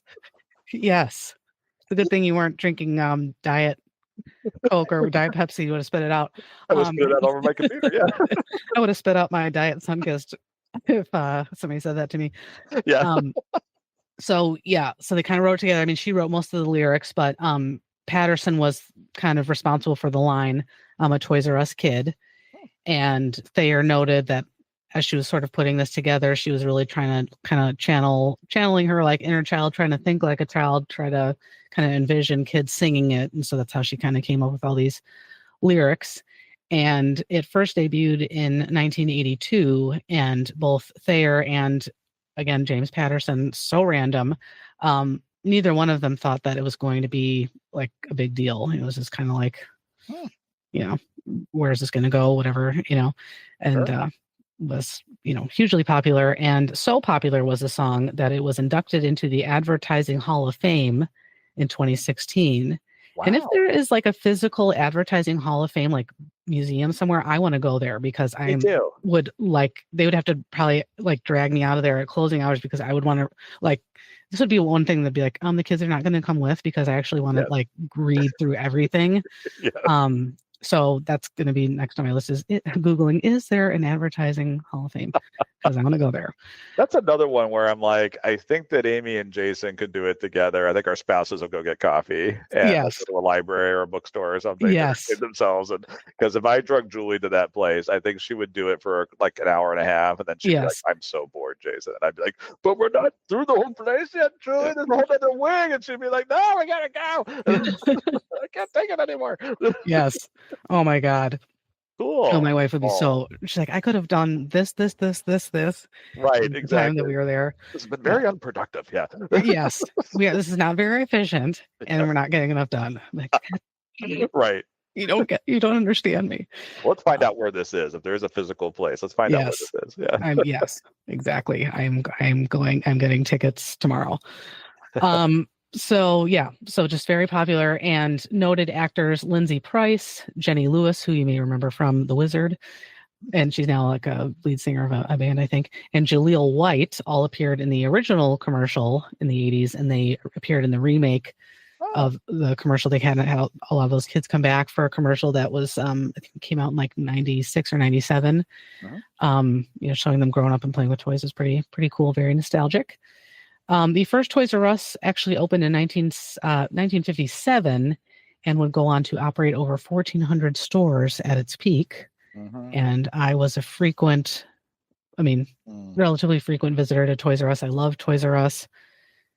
The exteriors were very distinct of those buildings. And so I just loved going there. And it was another thing that I would do with my grandparents and would try to like weasel my way into like convincing them to take me there because I was into action figures too and wanted to go look at the Ninja Turtles and stuff. So so Toys R Us was a huge deal when I was growing up, but sadly in 2017 the company filed for bankruptcy and all locations closed in 2018, and there's been like an attempt to sort of bring some back, but then they closed. But now they've kind of incorporated some Toys R Us sort of like pop-ups into like Macy's and stuff like that. So Kohl's, I think. I thought Kohl's had a Toys R Us section. Toys R Us, quote unquote, off to the side. Yeah, like that's so lame. Right, I know. Can you use Kohl's Cash for that? Right. So I haven't been in Kohl's in like 10 years. I need to do that. Very, very memorable. Jingle for sure, and I guarantee that led to a lot of strong sales at the time. Before all the their big box, big online things kind of came and pounced on all that. But definitely a great jingle for sure. Well, that's a curious thing that's kind of gone away with the rise of internet and e-commerce is dedicated toy stores, right? Because KB Toys aren't around. Toys R Us isn't around. It's like I don't quite get like how one caused the demise of the other. Like we still have bookstores, so I don't get why the bookstores all went away. Maybe kids just play video games now. They don't actually play with physical toys. I don't know. And I will say that like thankfully we have like a good nice chain of independent toy stores here in Maine called Island Treasure Toys. And it's really nice because it's relatively small, but everything in there is like curated. So it's like really good quality stuff. There's been so many times that we've ordered something on Amazon or wherever and it has good reviews, which that's debatable now if those are even like legitimate. Are they real? And it's like everything is a POS. I mean, falls apart. Awful, like garbage, like It's like my Fisher Price freaking cassette player. I could have thrown that thing off the roof of the house and it would have survived. Right. You've talked Um, about that, how long it lasted, and yes, yeah, yeah, and longer than modern electronics do. Probably longer than my iPhone will last. Yeah. yes, oh, for sure. So it's nice when it's like curated, and Toys R Us had good inventory of stuff that was. I mean, I'm sure there's certainly stuff in there that's questionable, but I feel like compared to like throwing caution to the wind when you buy something online, Sure. yeah, there's something to be said for that, and From, like, especially a if you, no-name retailer. Yeah. yeah. I mean, it's just Yeah, it's TD junk. Toys was the same way. I mean, they had Yeah. their bins of like kind of the cheaper stuff in the front. I remember, Yes. but otherwise it was high quality stuff, Yeah. for the time, especially. Yeah. Yeah, Toys R Us is an interesting one because it didn't really make it there much growing up. My parents never took us there. I don't know if there was one near Fort Knox. There definitely weren't any in Germany. And then if I remember visiting Toys R Us when we would go visit my one aunt in Columbus, who I've talked about a lot. She's the one Yeah. who recorded the TV shows and sent them over to us to Germany. And Right. she was kind of our Best aunt ever. yeah. She was kind of our cool aunt who kind of like, lived on her own, didn't have kids, so whenever her niece and nephew were around, she spoiled us and we loved, and she always like fed us the food that we, couldn't, never were fed at home. She'd be like, oh, let's go get some like Arby's, like my mom would never do that, but Yeah. she would take us to Toys R Us, and I have fond memories of going there, but it was really few and far between. But Toys R Us was like the promised land, like in my Yes. brain, like, oh, that would be so great to go to one if I only could, So big. Yeah. And cross all paths with toys. them. Yeah, just like overwhelming when you're a kid. You walk in there, it's like, holy moly, there's a whole aisle for Star Wars, Yes. Legos. I mean, oh my God, Connects, all that stuff. Yeah. Oh, connects or bring back memories. Yeah. Yeah. Yep. And I remember Nickelodeon did I think it was a Nickelodeon thing where you could win a contest and do like a super toy run or something like that. Yeah. So you could Oh my you would God. have like 60 seconds to run through Toys R Us and throw like whatever you wanted to into the shopping cart and allegedly get. I'm sure there was like some fine print with that, but Probably. anyways, Some things the you could dream. grab her. Yeah. Yes. And I was like, oh my God, I want to do that so bad. I'd like throw in like every Ninja Turtle van and figure and stuff. Oh my gosh. Every kid's fantasy, right? To be able to do that. You'd hear legends of that happening elsewhere. Yes. And you'd be like, oh, I want to do that. That'd be what would I get if I could do that? Yes. Yeah. I'd be grabbing the most expensive, largest Star Wars toys possible, throwing them into the shopping cart. Heck We might yes. have a rule against that. No, you can't. The $100 thing, that doesn't count for this. Right. You can't throw that in there. The toy run applies to everything except for Star Wars and Legos. Yeah. Right. No G.I. Joe. No, yeah. Like, well, what's the point then? I don't want to do it now. Yeah. Right. Yeah. Oh man, Toys R Us, R.I.P. Totally. Yeah. The downfall. Yeah, that's a sad rise and fall for sure. Yeah. But yeah, that's one where the commercials penetrated the bubble. I do remember those commercials very, very fondly. It's probably one I would have done if you hadn't done it, honestly. Yeah. I do remember that the slogan for sure. Yeah. Yeah. But Yeah. even now, my wife and I will still sing that sometimes. Especially Yeah. toy shopping. Yeah. It stirs up so much nostalgia. Absolutely. Seeing Yep. those kids walking out over the sunset with a giraffe is just Yeah. Holding hands with the giraffe. Yeah. nothing weird about that at all. Nothing at all. No. Why are those Giraffe? children walking with that giraffe? Walking on its hind legs. Yeah. Oh, I thought Yeah. nothing of it. Those things were really conditioning us as kids to like, if a talking animal came around, and just wanted to be our friend, we'd be like, okay, sure, Mhm. giant elephant or giant hippo or whatever it is. Which begs the question. I'm gonna have to look this up after, but I'm pretty sure. So I think the giraffe's name was Jeffrey, Yes. and I'm pretty sure he wore like sneakers, like red, kind of Chuck Taylor-ish shoes. I don't remember that. Okay. And I wonder if he had gloves. Oh, the white gloves. We talked about that, didn't we? Yes. Cartoon characters with the weird white glove thing. Mhm. I wonder if he did. We should look it up. And Yeah. it's always weird, like when four-legged animals are made like to be kind of a person-like kind of figure, because that's like, well, Yes. you should have shoes on all four of your limbs there, dude. But you Right. don't. So what's up with that? How are you grabbing things? You have no opposable thumb. Yeah. Right. You How know. are you grabbing toys off the shelves? Yeah. How are you Come holding on. that kid's hand? Yeah. Right. But yeah, does he have the white glove? So it'd be creepy if he Interesting. had like spotted human hands. you Yeah, or know? like a hoof with a thumb. What Right. kind of mutant like situation are we in Yes. here? Yeah. You Oh know, my God, I'm having nightmares.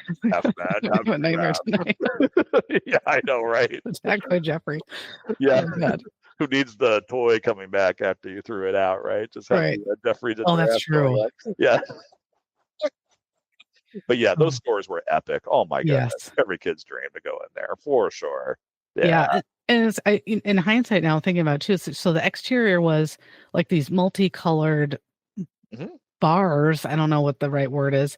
I don't think they really had like windows. So I wonder if they had sort of No. like the Las Vegas mentality there of like, we need these people to come in, not know what time of day it Caesar's Palace for children. Yeah. is, right? And spend as much money as possible and have like like there's no clocks, no natural light. So they just shop till they There drop. all day. Right. Yes. Roaming the aisles, grabbing stuff to buy. Yeah. It's amazing they never went that extra step, and that was to incorporate kind of like pizza into it or Oh like yes. fries and hot dogs, some chicken nuggets, like something, Tubes to where crawl through, a ball pit to get pink eye. yes, to get pink eye in. Yeah, that's part of the whole experience. Yes.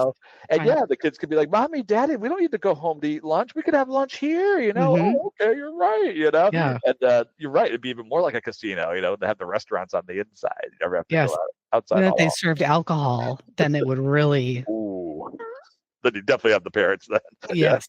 The parents be like, great. You go ahead and like run around the whole store. And right. I'm just gonna sit over here and drink my Jeffrey gin and tonic, Just nursing something the entire time. Yeah. Right. That's a genius idea. I mean, a toy Make store with alcohol, that I'm serious. wow. Something for everybody. You know what I mean? Yeah. Throw some food in there. So true. Well, what you got? I think we're up to kind of our Came down to the last top two. Yeah. two in our five. Yeah. Yeah. So So, yeah. okay, this is one that may not be remembered by many people, but I remember it. So that's Mhm. kind of this is a little different. It's not one that I think was maybe widespread, and maybe not remembered now. This is Dairy Queen, and this is in the land of Dairy Queen. We treat you right. In the land of Dairy Queen, we treat you right. Come to where hot fudge falls thick and rich. Peanuts are fresh and crunchy and all is cool and creamy. Come discover the one place where good taste comes through. Discover the Dairy Queen Peanut Buster Parfait. In the land of Dairy Queen, we treat you right. Now, do you remember that, Amy? I remember the tagline, the "We'll treat you right." I remember that, but I don't remember a Okay, commercial jingle there's a with that reason in it. I Yeah. remember this. So I have distinct memories of staying with my grandma and grandpa. We lived with them for 6 months while my dad was in Germany waiting for government quarters to open up so we could join him and live with them. So we were living with them in Indiana, and so we watched a ton of TV. You better believe we did those 6 months. Sure. And I remember this commercial distinctly because it had the camera kind of like roaming through this like land where like the mountains are made of chocolate and there's waterfalls made of chocolate milk and ice cream Ooh. rivers. And I remember I still love to eat, but like definitely loved to eat when I was a kid too. And just looking at this commercial and just being like, whoa, I want to go there to the Yeah. land of Dairy Queen because I would just eat the landscape. It just is burned into my memory along with that slogan. And I still remember it, Yeah. At almost 49 years old. I still remember this. It's crazy. Wow. So a little bit about Dairy Queen. So it is a fast food restaurant chain for anybody who may not, be aware of it. Yeah. There's over 4,000 U.S. locations. Oh There my God. are, yeah, right. Who knew there were that many? There's actually a bunch near me that I had no idea. I think I must just tune them out when I'm driving around because there's Yeah. like 3 near me, which I had no idea. I thought they'd all Hmm. closed. There are international Dairy Queens. There are What? 6,800 locations. It's scattered throughout other countries. It's not that good. How is it like abroad? That's the thing. I don't What? understand it. I feel like if I was abroad and I saw Dairy Queen, it would be like my experience years ago. I was visiting Prague just for a day trip with my mom and dad, and there was a KFC. And I remember that being like, "There's Kentucky Fried Chicken in the Czech Republic." Like, what? It didn't compute. I'm lucky I didn't have smoke coming out of my ears because I just did not understand what was Wow. going on there. And so there are Dairy Queens in other countries. Like, who knew, What? right? It was Soft serve bizarre. in friggin' Yeah. Europe? What? Standard burgers and fries and like, yeah, soft serve ice cream. Like, In a baseball helmet? Is that right. Yeah. That's like the jumbo thing that you can get. It's like, $25. Yeah. right? Yeah. The I heck? don't understand. I was shocked to read that. I was like, you gotta be kidding me. This can't be Yeah. That is bizarre. yeah. So fun facts. Other than that, um, oh yeah, global in 18 countries. I'm sorry, there are 18 countries total that have Dairy Queens in them. That's insane. Right. So the state with the most Dairy Queens is Minnesota. So Oh. do with that what you will. That Minnesota has the most Dairy Queens. Hmm. It's very cold there, so maybe I don't know. Yeah. Don't know the connection. So there's even a Dairy Queen. I guess you would call this like a type of Dairy Queen called Grill and Chill that actually they bring the food to your table. Who knew What? that they had Dairy Queen with it? Yeah, that strikes me as like very much the quintessential go to the counter and get it kind of place, right? But Yeah. there are some that have table service. So the actual slogan "In the land of Dairy Queen, we treat you right" that started in the early 1980s. So that was right when I saw that commercial. Was in like Hmm. 1983 neighborhood. So that makes Yeah. sense. Lasted all the way to the early 1990s. Which wow, who knew? Yeah.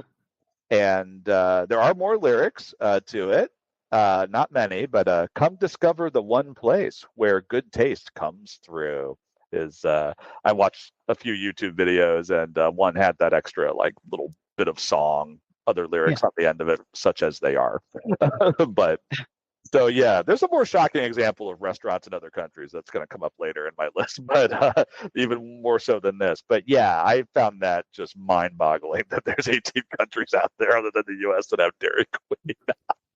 It's Out great. of all places. But I think that I mean, I'm not an expert on international stuff, but I feel like I've heard like a generalization is that a lot of times the fast food restaurants in the United States that have kind of like subpar Yeah, food when it's in a foreign country, sometimes the food is like exceptionally yeah, better. So kind of like better tasting, which is subjective, but maybe they're just able to afford different, I don't know, ingredients or ingredients. menus different or whatever. So Sourcing them maybe, locally. Yeah, yeah, my sister and I sometimes crave German McDonald's. Not that we ate it very often, but when we did, yeah, because it just the ketchup tasted different, the cheese tasted different. Yeah, so it's like American McDonald's will not scratch that itch. It's got to be the right, German McDonald's. So I think there's something to what you're saying is that yeah, there are different ingredients, and for people that live in those countries, it's something different. Like it's not like what they eat. So to them, it might be like, oh, this is exotic, American food, true. the American restaurant, That's and true. Yeah, just like when we go, some American goes abroad and thinks that some place is great, and then the locals are all like, "Yeah, oh, it's sure. disgusting." This is Yeah, this is nothing. Yeah, this is yeah, nothing to us. Yeah. So I that's all I can think of. That's what kind of fuels some of that. But yeah. I just find that really, really strange. And I didn't dig deep enough to know where exactly they are because I'm kind of curious now, like what countries these are in. Like, is it in Asia? Is it in Europe? Like, where are they? Well, you and your wife are trying to hit all the baseball stadiums, so maybe Oh, you should go to all the Dairy Queen foreign Dairy travels. Queens. Oh my word. And so along with the whole Dairy Queen thing, though, there was a location near us that went out of business and got turned into a check cashing place. So there you go. That's the next step if your That's the Dairy Queen worst. goes out. That's what that building gets turned into. It's a check cashing business. Oh So my God, that's the worst. Or like yeah, a spirit Halloween. right. Yeah, it's kind of like that. Where like it is a step down. Like the neighborhood did not gain anything from this No, at all. It's a net that's so negative. sad. Yes. Um, Personally, I can't say I'm a Dairy Queen customer. I've probably been to them 3 times in my life. Where I went to college, there was one there in town, right between the little downtown and the campus. So, you might hit it up for ice cream once in a great while, but I don't remember ever going to one very much. What about you? Do you have a Dairy Queen Yes, we went to Dairy Queen. I mean, experience? yeah, I would say I don't um pretty often I would say like during the summer there was Okay, one okay, near where like my baseball games were and all stuff right, yeah, and so I like to go either A because I could get it in like a mini baseball helmet because I was played baseball and loved baseball. Hmm. And then I also liked it because there was a period of time, and I don't know if they still do this, but for a long time they had Dennis Jimenez on the cups. And I'm a huge Dennis Jimenez fan since I was a little kid. One day there'll be a show topic. Yeah, So absolutely. Yeah, I remember yeah. that. And I think the commercials maybe have had a little cartoon Dennis the Menace in them, kind of traipsing around in them. Yeah. Vague memories of that. That was obviously after the ones I'm thinking of that had like the land made of chocolate that I wanted Yes. to dive into and eat. You know? Yep. Yeah. Oh, Yep. cool. We were fans. I feel like there's a lot of like chain. The Midwest, I feel like for whatever reason, Yeah. just is very into the chain ice cream places that are like not that great. No, they're not. There's always trash on the floor. Baskin Robbins, Yes. Dairy another one. Queen, but now Culver's. But I feel like Culver's is like as much as my understanding is that's a much higher. Not in this, you can't put it in the same category as Dairy Queen. Right. Kind of a step up from that, I guess. They're building one Yeah. right next to where I work, actually, or even as we speak, there's one being built. So, Wow. to be continued there, Right. I mean, I get much work done now. Yes. Yeah, my Friendly. mom and Friendly's is another one. yeah, my mom loves Culver's. Okay, I've never Yeah. been to one. Yeah, I Yeah. think this is like, once I think maybe. Cleveland is a buzz right now because it's like, ooh, Culver's is coming. Everybody's all Right. excited, and I'm like, really? Yeah, it's like such a Midwestern, like getting excited for like the chain ice creams place to come. Like you Oh don't my have like 9 of them already. Yeah. Right. Oh God, I still find like Midwestern humor hilarious, and I haven't lived there in so long. But I adore it. I love that you grew up in the Midwest and you have the sensibilities, for Yes. sure. Like the things I'm talking about. Yeah. Yes, yes, very partial and like yeah, and I always poke fun, but it's all like in good fun because I adore, but very fond of the Midwest. So there's a reason why I call it the Midwest. So, Yeah. No, I agree. There's a reason I live here. yeah. So yeah, with the Dairy Queen, going back to the Dairy Queen that turned into a check cashing place. You and I have talked about the Taco Bells and the Pizza Huts that go out of business and they get Yes. something else. You could still tell it's a Pizza Yes. Hut. So You obvious. You could still tell this is a Dairy Queen. If you Yeah. ever call a Dairy Queen, you're like, oh, that used to be a Dairy Queen over there. It's kind of sad. Well, yes, especially the Pizza Hut. It's like again, I'm not an engineer. My skill set with tools is very simple, but it's like how difficult would it be to like at least like change the roof line a little bit? Like Something with it to like, I mean- make it less distinct. Yeah. right. Or like Taco Bell, can you make those windows not be arched? Like, can you fill in a couple of bricks? Of course, that's not the design anymore, but there's a couple of like easy things you could do to make it look less obvious. But Oh yeah. what do I know? There's a very obvious former Taco Bell right next to where our acupuncturist is actually, and every time I see it, I'm just like, oh, how the mighty have fallen. Right. It's like a local restaurant now that's like Rudy's Hot Dogs. It's like something like that, Yeah. like Joe's Hamburgers, or I see it often enough. You think I know the name of this place, but just because it's right there. But yeah, every time I see it, I'm like, yep, Taco Bell. Yeah. Used to be a Not Taco fooling Bell. anybody. Yeah, still the same color, all that stuff. Yeah, My didn't gosh, paint it. you really didn't try that hard, did you? No, they didn't. They did not care. Oh, What's gosh. your next one? All right. So my next one is I think that my like the two that I'll be wrapping up with are like ones that I'm just very sentimentally partial to. So my number 2 is Big Red Gum. No little cinnamon gum freshens breath longer than Big Red. So kiss a little longer, stay close a little longer, hold tight a little longer with Big Red. That Big Red freshness lasts right through it. Your fresh breath goes on and on. While you chew it, say goodbye a little longer, make it last a little longer. Give your breath long-lasting freshness with Big Red. Oh yeah. Which opens with like somebody talking and saying no little cinnamon gum freshens breath longer than Big Red, and then it goes into the song. So kiss a little longer, laugh a little longer, stay close a little longer. Longer with Big Red. Yeah. I feel like this is one of those jingles I feel like that's stuck in my head probably once every like 2 to 3 weeks. Haven't seen one of these commercials in 30 plus years, but still there. I don't Yep. know. A lot of those gum commercials, like Juicy Fruit, like those jingles are just like perfection in my book. It's hard for me to decide. Even like I'm like I can't do like all gum ones, but I just love Big Red gum. So Big Red was one branch of the Wrigley brand of gum, which is like the gum they know, like basically own every gum brand in the world. Yeah. The gentleman who started the company was named William Wrigley, who's very famous. If you have spent any time in the city of Chicago, there's the Wrigley Building, which is a beautiful work of architecture.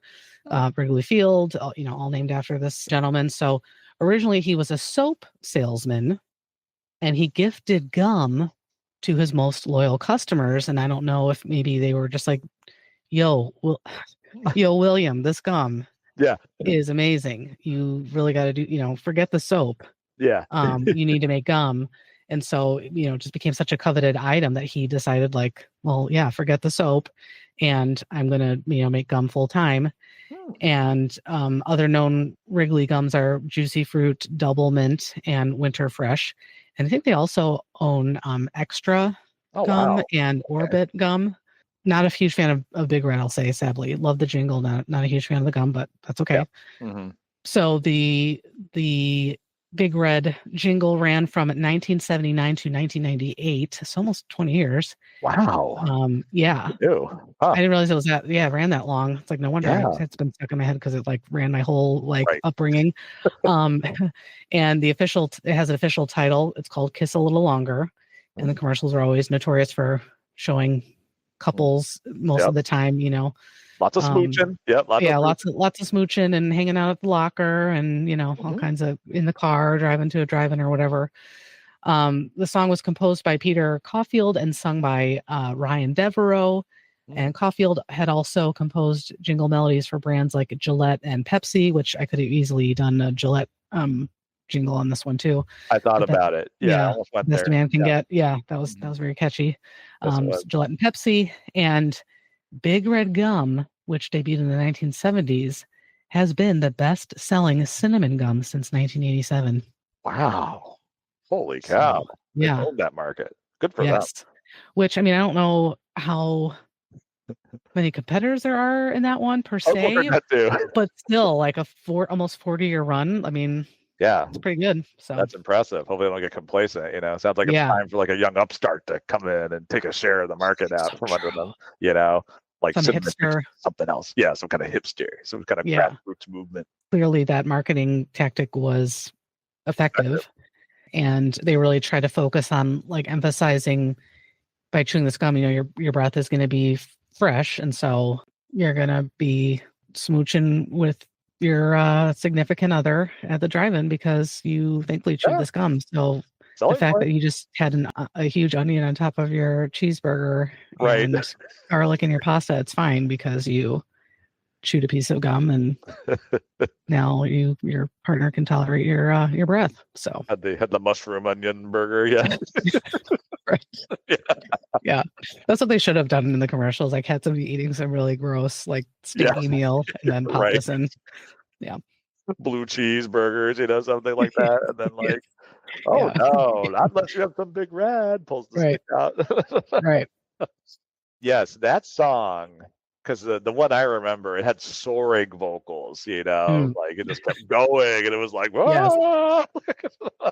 I remember like the camera like sweeping through like the city, Yes. showing all these happy people. Yeah. And Juicy Fruit was like that too. I feel like there was like skiing, the taste is going to move you. So then they were, jumping, doing crazy like stunts on skis. It's like, this is a little dramatic for like literally a piece of gum. But yeah, is gum really going to inspire me to go to Aspen and like hit the slopes? Like, no, I don't think and cigarette ads used to do that too. Taste the adventure. Yeah.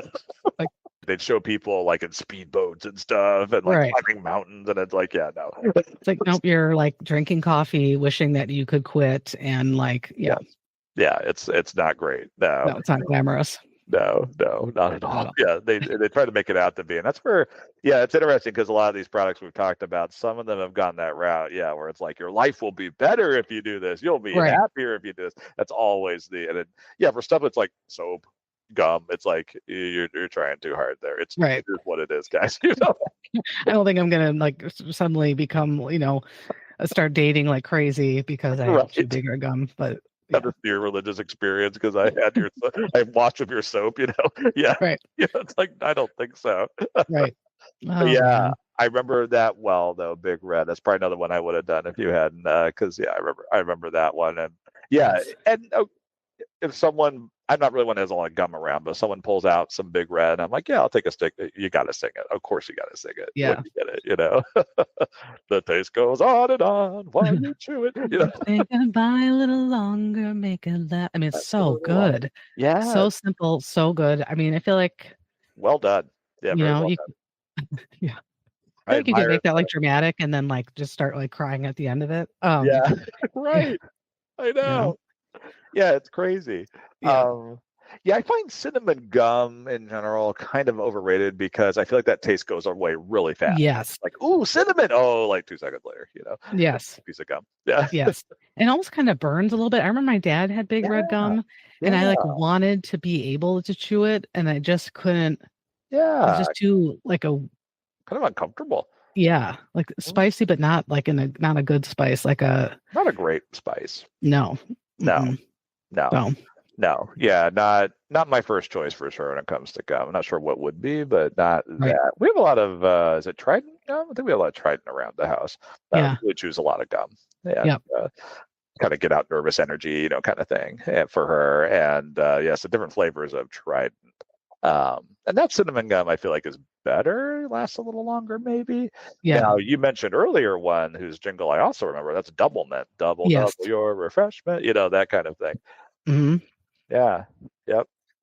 Another great. I mean, their team of whoever was writing jingles for Wrigley is. I mean, Yeah, they clearly like had a good team working for yes. them because I Excellent. mean, Yeah. all the ones we remember, I mean, that's incredible. And at the end of the day, it's just chewing gum, people. You Right. like that.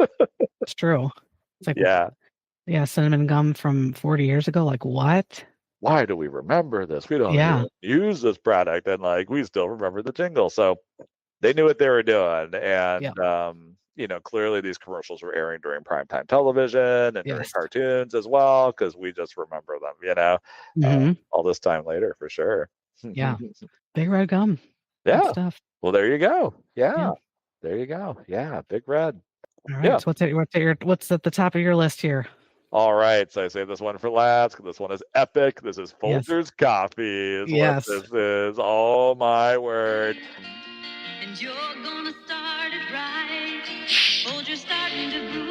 The aroma's calling you. The best part of waking up is Folgers in your cup. Mornings are brighter with Mountain Grown Folgers because Mountain Grown coffee has more enticing aroma than any other kind. The best part of waking up is Folgers in your cup. So I will preface this by saying I'm not a Folgers drinker, never have been. I'm a bit of a coffee snob when it Same. comes to coffee at home. Now, if I'm Yeah. out somewhere and there's a pot brewed and it's like, you know, I want a cup of coffee, I'm not that choosy when I'm out in public. You know, it's like I'll take whatever, you know, especially if it's free, I'll just take it, you know, Yeah. and I'll drink it and I'll be fine. But at home, I'm a Pete's coffee drinker. I like Pete's coffee. Yeah. Major Yep. Dickinson's blend is my favorite. And it's very dark, very bitter the way I like it. Mhm. But so I've never been really a Folgers guy. Yeah. But of course, the jingle that we're talking about is the best part of waking up is Folgers in your cup.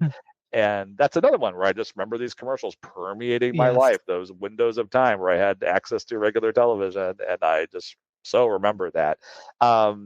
So in use since 1984. And like Kit Kat, still in use today. They still use the I same believe it. slogan, which is wild, but they do. 1984, which again tracks with the living with the grandparents when we were back in the States visiting my aunt for the summer and watching TV at her condo. You know, I remember seeing these commercials. Lyrics are by Susan Spiegel, doing the songwriting, and then Bill Vennick also wrote the song. They wrote the song together, Susan Spiegel and Bill Vennick, and then the actual music was by Leslie Pearl. It's been covered by a lot of famous musicians. Listen to this lineup: Randy Travis, Bonnie Tyler of Total Eclipse of the Heart fame, Yes. Aretha Franklin, and What? Paul Stanley, who was David Letterman's longtime. Oh God, yes, that's right. They've all done covers of this apparently, which who knew? I had no idea, and I didn't take the time to like dig and see if I could find their versions of this, which would have been pretty funny to listen to. It's hard to imagine Bonnie Tyler and Aretha Franklin doing this. Like, they have these epic like voices. I know it is amazing. It's like like Ray Charles and like Aretha Franklin sang the theme song to A Different World. Like, how did they like convince? Like, you They're are pretty one of good. the most, prominent, Iconic. most gifted singers of a generation. Like, will you sing about Folgers? What? Right. You will? We thought it was a shot in the dark. The Like, Queen of that's amazing. Soul. They Yeah, probably backed up a truck of money to her house. And that's true. and she was probably like, okay, I'll sing whatever you want. The sun is up and I should be. Don't want people waiting for me. Need to get into. Sometimes mornings come too soon. Start the Folgers to brew. Mountain grown around the coming through. Best part of waking up is Folgers in your cup. This morning is all mine. Gonna make it shine. My Folgers helps me say, I'm a morning. They just make my day. The best part of waking up is Folgers in your cup. But with Bonnie Tyler, she has such a distinctive voice, Total Eclipse of the Heart, Holding Out for a Hero. She's got a very like raspy kind of voice, so it's hard to picture her singing the Folgers commercial, but apparently she did at some point. So in terms of just this concept, right? The best part of waking up is Folgers in your cup. I couldn't find who this was, but there is a stand-up comedian who makes fun of this, and he or she, whoever it is, has a point. That if the best part of waking up is Folgers in your cup, you have a really sad life. That's true. That is you got to rethink your life. Reevaluate your choices. Yes. Yeah, exactly. Not to mock anybody out there who loves Folgers, but I just found that amusing. It's like, yeah, that's kind of overstating it. The best part of waking up, right, is that there's nothing else. you know? But Folgers, we all know it came in a giant can, like a 90-pound can, that lasted for eons. And everybody hung on to and stored crap in afterwards. Oh, absolutely. I do wonder if my parents at some point drank Folgers, because I do remember the coffee cans being around. I think they did too. But my God, does that stuff taste like crap? Oh my God. Really does. It's so bad. I think I've had it like once. That's how it was so bad. And I drink coffee black, so it's like not like I need much to like whatever. Like I can tell right away, and it's like, my God, is this is it's vile. This is awful. There's a reason it's like $1 for like 10 pounds of it, right? Because it's like I'll take like yesterday's gas station coffee over Folgers because it's disgusting. Oh yeah, depending on the gas station, it might be pretty good these days, Yeah, it's true. But yeah, Folgers. Ugh. Yeah, I feel like that's like the break room of like a Walmart coffee. Like that's what they brewed in the back, because there's probably a can of it's lasted years, and all the employees have been using it. Right. The coffee pot has never been cleaned. I was just gonna say that. Yes. And there's probably like a motivational poster hanging in the break room that's not motivating anybody. Nope, not at all. It's got someone climbing a mountain saying "achieve," at the top of it. Like, right. Courage. Yeah. I used to work somewhere that was kind of old school, and they had like the old coffee pot sitting there, and there was, no matter what time of the day it was, there's a pot brewed sitting there, and like the coffee's kind of burned into the bottom of the pot. You know what I'm talking about? Yes. Oh God. Yeah. You get a few little grains in there too. Yeah. Mm-hmm. That's when Jason got addicted to coffee. That's when Jason, and I realize I'm talking about myself in the third person. I do that when I talk about food and beverages sometimes, but that's when Jason was drinking coffee all day. Like all morning, all afternoon. And that's when I was like, I got to cut back, because on the weekend I was crashing from not drinking coffee. And my wife was like, you have no energy or no fun on the weekend, and I'm like, well, she's not wrong. This is kind of pitiful. So so instead of drinking more coffee at home, what I did was I cut back in general. And so I drink 2 cups a day now, generally what I do, unless I'm really tired. But Good for you. yeah, not a bad lifestyle choice. But getting there was rough. That was I bet. I believe it. 2 weeks of feeling like I got hit by a truck, and I was so irritable. I was so irritable and cranky for 2 weeks. But I got through it. But yeah, so Folgers, more lyrics. You want to hear them?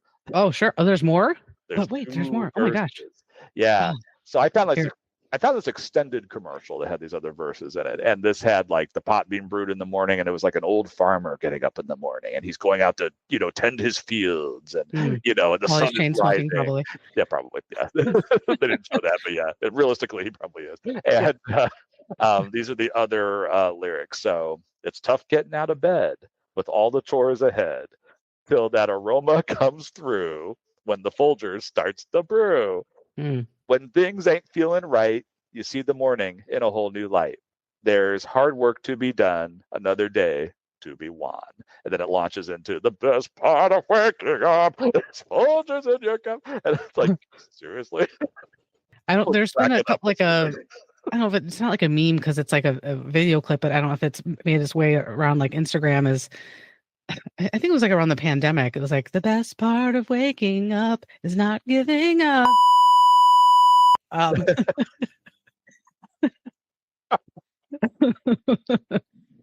God. You can adapt it to so many things. You really can. Yeah. That's great though. A lot of days I sympathize with that. Yeah, So, it's true. It's like a good way, like like one of those days where you just like need to just not let stuff bother you. That's like a good mantra, I agree. I agree.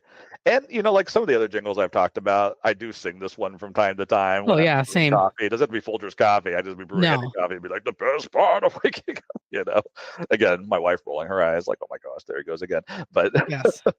gotta have fun. Well, and I feel like these commercials are also like, and this is something that just a dumb thing that me and my sister used to do. I'm trying to like find a mug or it is, a lot of coffee commercials and Folgers, I think, is notorious for it too. And I've literally never done this in my entire life, but they're always like, close their eyes and snip the coffee and like, it's like, nobody does that.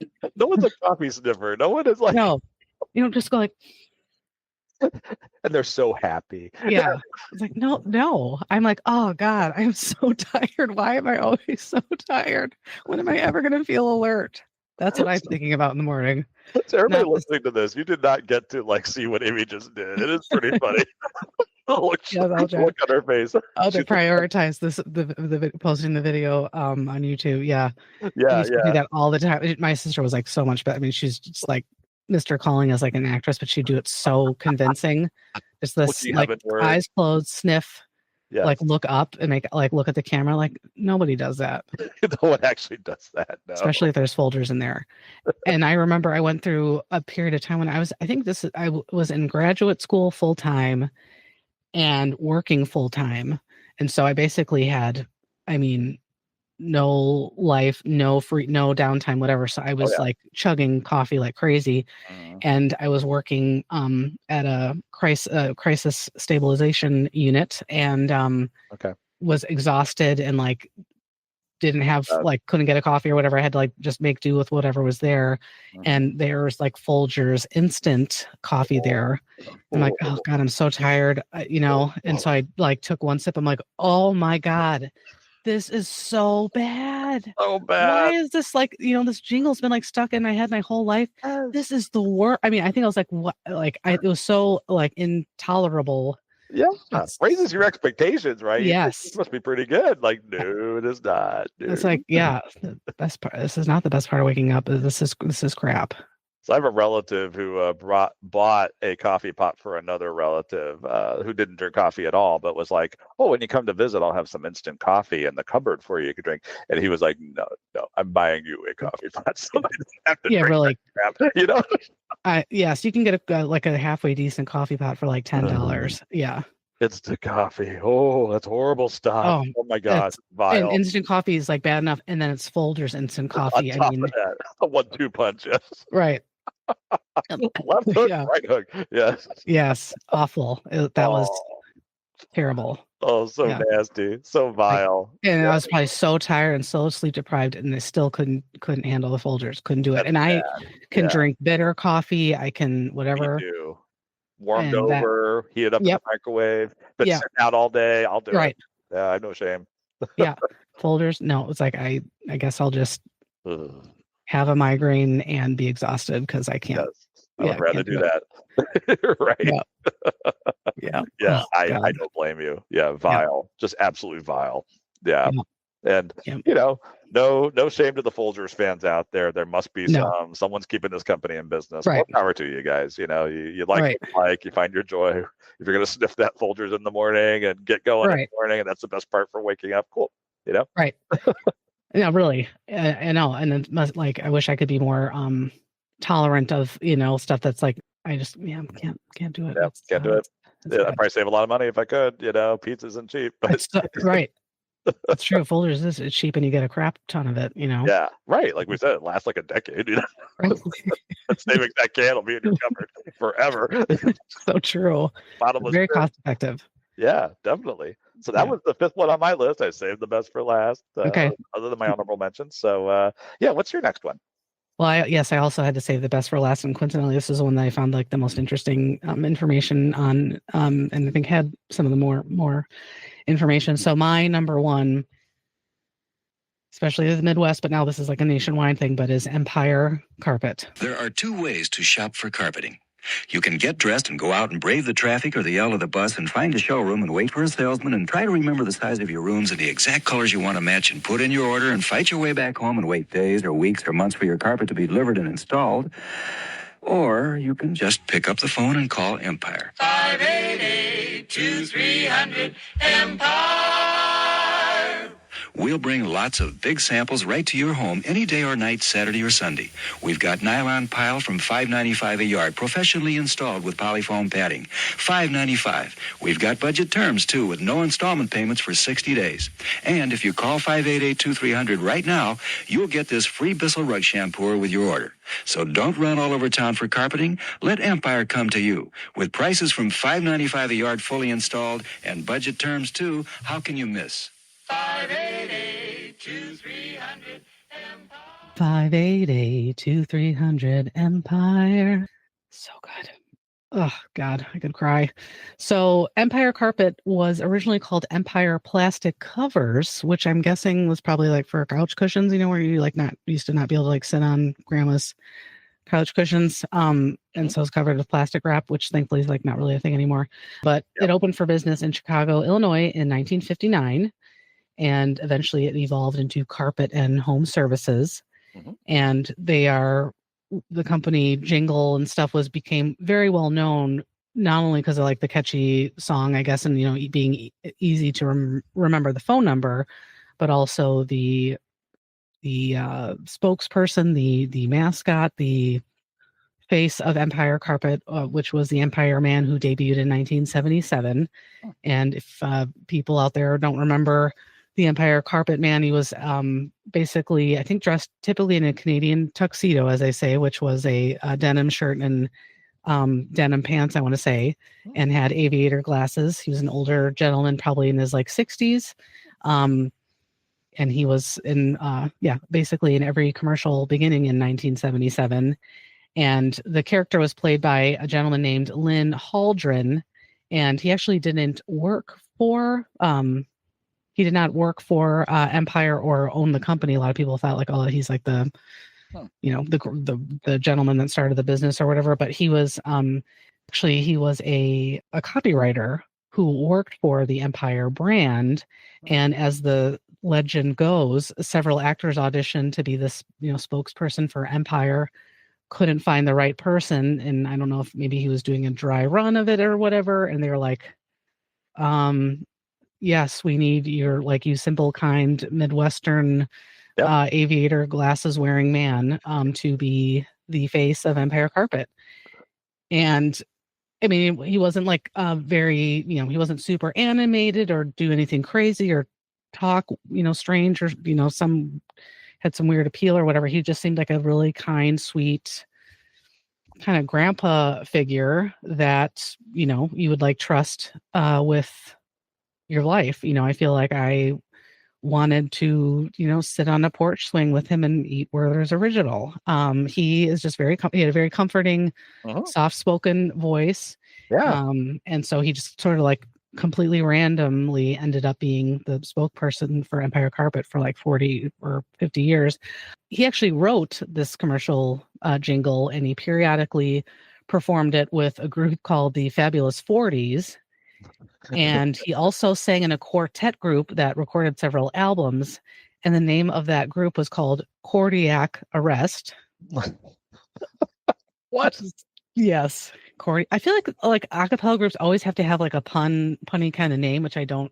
Yeah, why is that? Make I it for the don't. lack of music?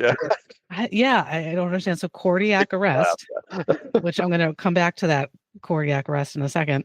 But so he was born on April 1st, 1922, same year as my grandfather. He passed away in 2011, and he was a soldier in World War II and served as a radio operator. And his full name is actually Elmer Lynn Haldren, and was a father to 6 children. And I feel like there was like a generational thing where like all men born in the 1920s like did not go by their first name; they went by their middle name, which totally applied in my family. It's like so strange and but wonderful. Or had like just a random nickname that went Buzz. by. Yeah, Yeah. like Buzz. Yes. Yeah, It's so true. Yes. I had a great uncle that was Brownie. It's like, where the heck did that come from? I didn't know his real name for a long time. Yeah, you didn't. It's one of those things. Yeah, you don't find out till like way after they passed away. Like, why didn't nobody tell me that? Yeah. I thought his name was Brownie. Like, oh Right. no, his name true. was Dalton or something. Yeah, Right. So I've been living a lie this whole time. Right. Yeah. Family secrets. Yeah. I know that's like that kind of stuff. Oh my god, I used to have it all the time. So he worked with Empire basically up until the time he passed. So he appeared in pretty much every commercial from 1977 to 2011, which is just like unbelievable. Wow. And after his passing, one of his children said he was very much like the character that he played on TV. He was generally very warm and very friendly. And then me being very sarcastic and having to like turn something really sad into something funny. I just find it interesting that like there's been no specific reason listed as to like the cause of his passing. So I'm just hoping that it wasn't cardiac arrest, or it probably was, but they don't want to say it. Which it's like too ironic, right? Right. Right. So yeah. Oh god. It's either really mundane or like so sordid that like they won't tell. Right. It's like cardiac arrest, and then like karma's karma got him. No, I'm just kidding. That's cardiac arrest is not, of course, not funny, but the prospect of that being, that would just be hysterical. That would be kind of amusing. Yeah. Yes. So again, going back to Reddit, which is, just people's comments can be kind of funny sometimes. So following his passing, someone on Reddit posted, "There's a new version of the Empire jingle today, and well, it sucked." End quote. Because you just can't, when he was such the face of Empire, and so comforting, and just such a staple, and then just like to not have him in it and have them change it. Then he was like, then they like animated him for a long time too. I think after he passed, which is just weird. Tacky. Yeah. Yeah. I don't want an animated version of me like living on. Right. Yeah. Right. Exactly. Right after he had cardiac arrest. Wow. Huh. Kind of the rare like live mascot, quote unquote. I wouldn't call a person a mascot, but you know what I mean. Right. Like so often, like the Pillsbury Doughboy can go on forever, right? Right. Just have different iterations of him and update him, but if it's a real person, it's like, what do you do? Right. Do you do the creepy thing where you animate them via CGI now? Because you can't do that now, but it's people see through it and like it doesn't really look real. It looks really creepy, Yeah. Yep. Interesting. And there's just something he's like America's grandpa, It's just like, I would like to go carpet shopping with Lynn Haldren. And make a really tedious errand more fun. Right. Yeah. Or and just I feel like I would trust his judgment on, what I should get. And they did one thing he would say during the commercials too, is like, hey, you don't have to like go to the showroom and pick out the carpet. And it's like, you just call us and like, we'll show up with the carpet. It's like very convenient for, it seemed like pretty high-tech stuff for the 70s and 80s. Like, well, I can just like Yeah, call somebody. I have to go to like a carpet showroom. Like just the word showroom is so 80s, it is. you Yeah, know. a showroom. Um, who says that, you know? Right. So Furniture and stuff like right. that. Yeah, it's kind of Yes, what it's you think of. like if I Yeah. have to go to another friggin' showroom, Oh I'm gosh, gonna they're the lose it. worst because Yeah. one, the transaction, if it's cars, furniture, it takes forever. I don't know what they're doing at their computer, but it's like 4 hours long always. Right. And then also, especially for the cars too, but the furniture, like, they kind of follow you from room to room. Oh, I Let me can't. know if you need some help, but they're always like lurking on the fringes. Like, Yes. it's kind of like you have like a Secret Service agent kind of follow you. It's kind of what it feels like, except they're Right. annoying. Yeah. It's like I'm gonna try to steal this couch. Is that why you're following me? Because I'm gonna try to like shove this out the door, and, like make it look like I'm not shoving a couch outside. We're gonna take off with this coffee table under our arm and hope you don't notice. Yeah. Right. Exactly. I can't. I hate that. It's like here's the thing.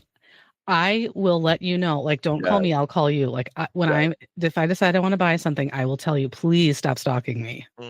Yeah. Please stop following me around. Yeah. Right. Yeah. Like I get my museum docents do that because they have to kind of keep an eye on you, make sure you don't like, steal the Mona Lisa. But yeah, Right. for these furniture places, I'm like, leave me alone. Right. Yeah. Well, maybe some of these furniture places, these staff were at like the Louvre or whatever. Maybe that crown or whatever would have gotten stolen. Oh yeah, just Should have climb it in taken the some window. training. Yeah. Yeah. Think of what the whole thing took 7 minutes. Yeah. That was so Right. wild. Wow. Yeah, the people there, the docents there, should have been trained by the furniture superstore people or whatever. Sure. Yeah. Yeah. Be observant, Mhm. follow people. Yeah. Tail them. Know how to tail a Stalk them. person through the building. Yeah. That would have never happened if there was No. a couch salesperson working the Louvre. But anyways, Not at all. Yeah. yeah. So that's my number one, very beloved, especially love another it. one of those Chicagoland things. I think would be probably the biggest market based on I think where the company started. But I think Yeah. Empire is now I want to say is a nationwide thing. I think you can that's still like the phone number, so you could call or Wow. go on the go on their website or whatever and That's avoid impressive. take a couple of steps out of the process of getting carpet. Not that I don't know how many people do carpet anymore, but yeah. Area rugs for sure. Wall to Yeah. wall carpets never something I've had a desire to do. No. They used to be very much a thing, and I feel like Oh, yeah. anytime anybody buys an older home around here, they're ripping the carpet up. They want that hardwood floor. They do not want the carpet. Yeah. Talk Yeah. about gross. I mean, my gosh, who knows what's happened on that carpet? Oh God. What I always joke like what raccoon like died over here, I just no. Or if somebody has cats and they have carpet, no. Gross. I can't handle that Oh. kind of stuff. I'm so easily like kind of queasy over stuff. Ugh. I mean, my grandparents. That's interesting because that's actually, to tell you the truth, that's not a commercial that I'm familiar with. This is one I Really? don't know. Yeah, Oh, didn't make okay. it to. So that's one that did not get into the bubble. Did not Yeah. get my limited TV viewing, at least not that I recall. So, Yeah. Yeah. I wonder at what point they kind of expanded because maybe it wouldn't have been they didn't something coincide would with. have seen if it was just like in Illinois or whatever. So Yeah. but Mhm.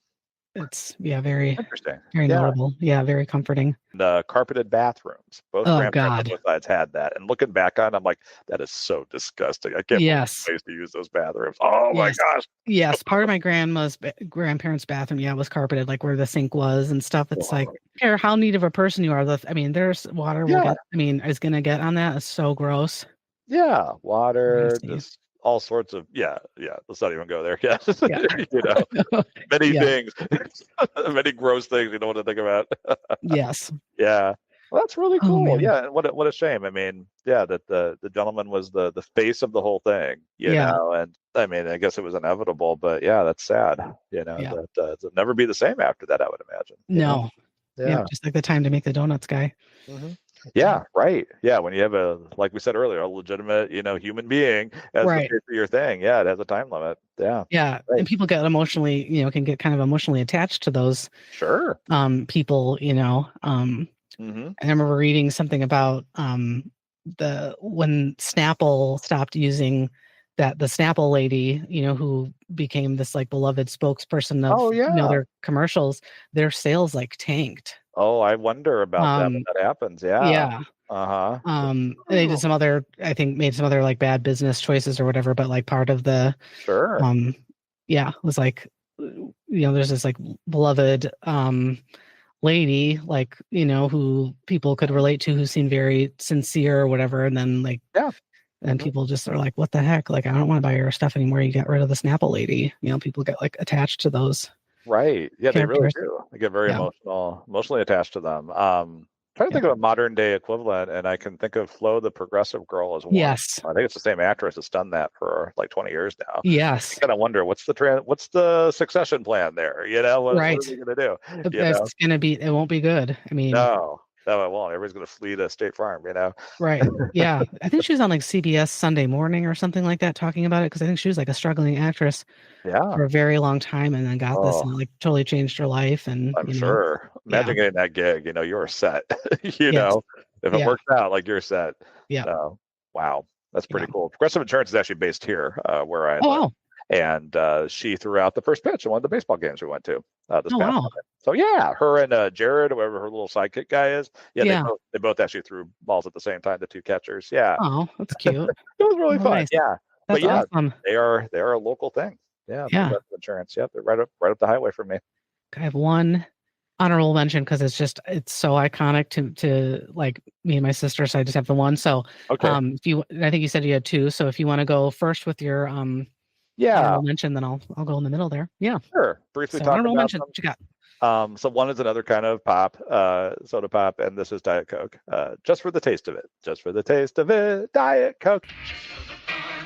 Just for the heck of it, just for the taste of it, Diet Coke. Just for the love of it, just for the thrill of it, the real cold taste of it, Diet Coke. Just for the joy of it, just for the just for the fun of it, Diet Coke. Just for the pride of it, just for the taste of it, Diet Coke. Just for the style of it, just for the fling of it, just for the taste of it, Diet Coke. Just for the one of it, just for the fun of it, the real for the taste of it, Diet Coke. Just for the ooh of it, just for the just for the sport of it, Diet Coke. Just for the fun of it. I didn't put that on my main list, but I didn't want to do soda pop. Yeah. That seemed redundant. That was launched in 1982, all the way to 1997. I actually thought it was still going, but apparently not. Yeah. And I bring this up, one, it's uber memorable. It's one of those that's burned into the memory, but also I bring it up because there's a really fun commercial where there's a whole song. I don't have the lyrics, but the whole song sung by Elton John. This is a Super Bowl commercial from 1996. Yeah. And Elton John and Paula Abdul together. What? And he's playing the piano and singing. She's also singing. They're trading verses, but it's a tiny version of Paula Abdul, and she's dancing on the keyboard of the piano. Yeah, I was going to ask, is she delightful. tap dancing, or I'm trying to remember? Yeah. Yeah, she might be tap dancing on it and like singing and stuff, and like she's like Lilliputian size, like she's really tiny.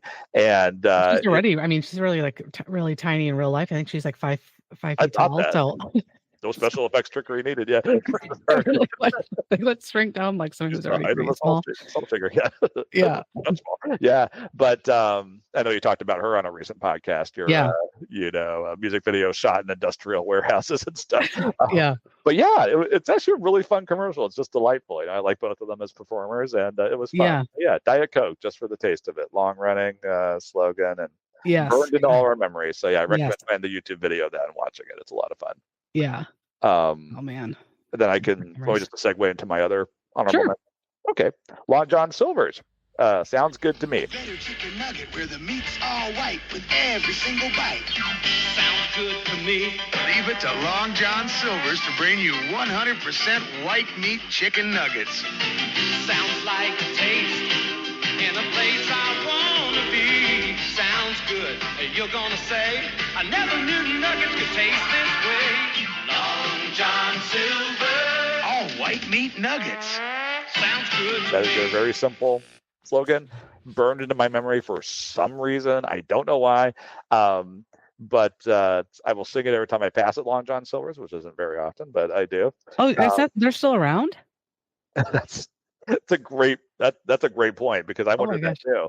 There's Yeah. actually one near where I work where I'm like I had no idea this was like nearby. It's not like on a route Yes. where I'm going past it, but it's really close to where I work, like in the same town. Because I work in a suburb of Cleveland, and I'm like I can't believe there's actually franchises still out there of Long John Silver. 486 locations though, to be precise. It is Still? actually okay. So if Oh you my thought Dairy God. Queen was something, this is Yeah. also international. Long John Silver's is also What? international. Yes. You've got to be kidding me. 486 locations, including some in Singapore and Thailand. And I'm like, what What? the heck? Because you are these Pacific coast countries. Right. Surely you have good seafood. You don't need Yes. to go to Long John Silver's to get seafood. What is happening here? I don't understand it. Oh my gosh. Bizarre. Long John Silver's, real quick though, I put them in the same category of other chains I associate with the 80s, specifically when my grandparents on the one side would always take us out to eat when we visited them. I don't think they ever cooked. They just went out to eat all the time. And it was always Sizzler, Ponderosa, Golden Corral, Red Lobster, Long John Silver's. Like one of those five is what Yes. we were going to. And so I kind of remember Long John Silver's from that, but I am not eating in one of those places. Like, I think I was probably like in middle school the last time I ate at one. Oh my It's a God. long time. And I was talking to my wife about what I was picking out for this podcast, and she was like, "Tell me you don't want to go to Long John Silver's." I'm like, "No, I really don't. Don't worry. I do not want to do it." Oh my gosh. So yeah, that was my other honorable mention. Was Long John Silver. Sounds good to me. Was there Yes, I don't remember that. I don't remember that commercial. And I've right? never eaten at a Long John Silver's. We had one, but it closed at some point, I think when I was a kid. Okay, It a was long on like time the ago. main drag of, yeah. And so I definitely remember it being there. It was always one of those things. It's like, I don't know anybody who goes to Long John No, Silver. So I thought no. that was like gone, but they have like, you said 400, like 486 locations. Yeah, where? I that's got, apparently oh my one near God. me. Yeah, near Oh my where I God, I work. have to look it up. Because I haven't passed along John Silver's in a car since like 1990. Oh my gosh. I didn't look into Wow. the history of the company. I wonder if there was a contraction at some point, like a bunch of them closed, and maybe there's just a few open now. But Yeah.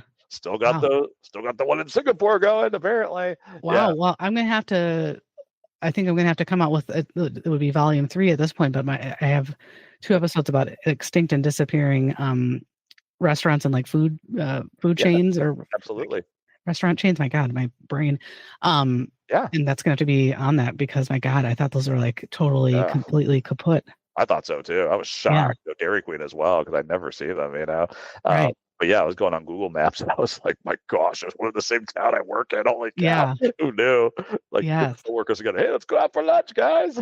Long John Silver's. We were like, what? You go by yourself, Jason. Have fun. Yeah, Here is your letter. You are your job is coming to an end. right. We're restructuring and This has been eliminated. Yeah, yeah, you're embarrassing yes. the company. Yeah.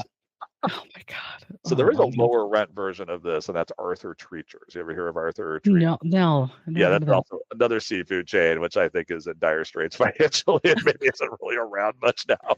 Right. Red Lobster had a pretty similar thing happen recently. They Yeah. filed for bankruptcy, and the one near us Yes. closed. Not that I ever went there, but Yeah. it's probably part of the problem. People don't go there. Right. But yeah, all those fast food, seafood things Yeah. seem to be going away, which is really interesting, right? Like, what's replacing them? I have no idea. Right. But Yeah. regardless, yeah, Long John Silver's. Who knew they're still around? That's what this podcast is for, to shock us at like the things that Yeah. are still going. Right. Oh my God. That's hilarious. Oh, that just makes me laugh. I know, right? Yeah, it makes you wonder about the world. Yes. So how about your honorable mention? What's that? All right. So my honorable mention, I think, is one that I very much associate with living in the greater Chicagoland area growing up, and Okay. B, also with my sister.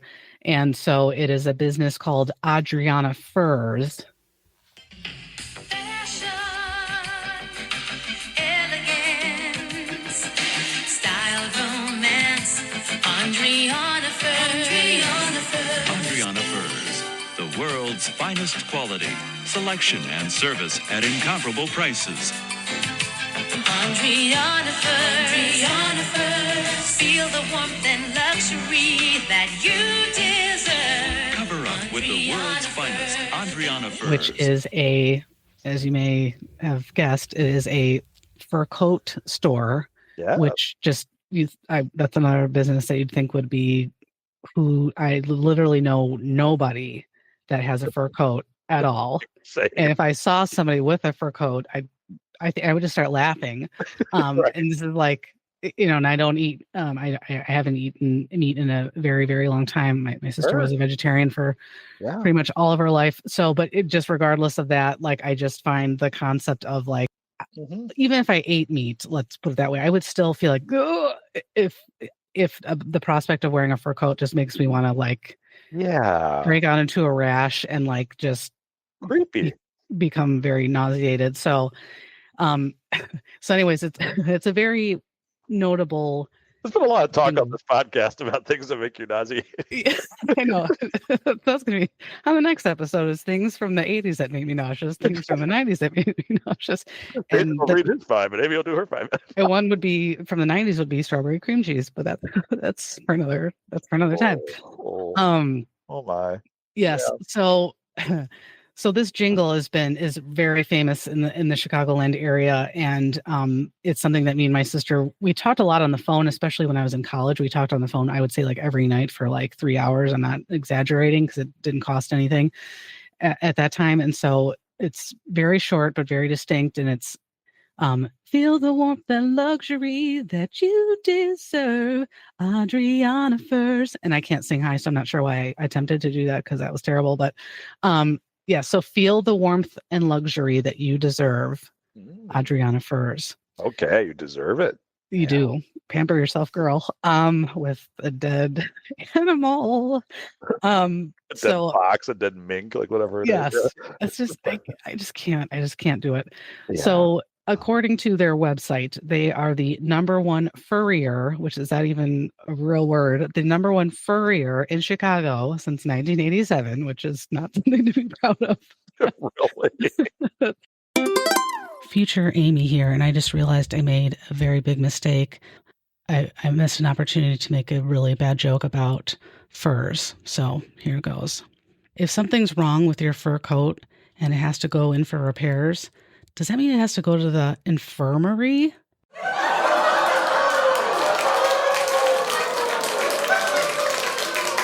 Oh, that was awesome. Thank you. Back to the show. Do you have a lot of competition, guys? Yeah, really. I know. Yeah, really. Because your competition's been closed for like 50 years. But anyways. Right. Yeah. At their peak. Roaring 20s anymore. You know? Yeah, really. We put all the competitors out of business. Yeah, like in 1935. Right. So true. Oh my gosh. Oh, our understanding of things is like so similar. We share the same brain. Absolutely.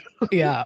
So they used to have actually several locations in the Chicago area, but alas, I don't know one person that even owns like a fur hat. And actually there's an ordinance in Chicago in March of 2025 that was like, I don't know if it was like a prospective thing, but I think it was going to ban like the selling of furs or something like that. Wow. So they were like at risk actually of and so they're actually at risk of like shutting down.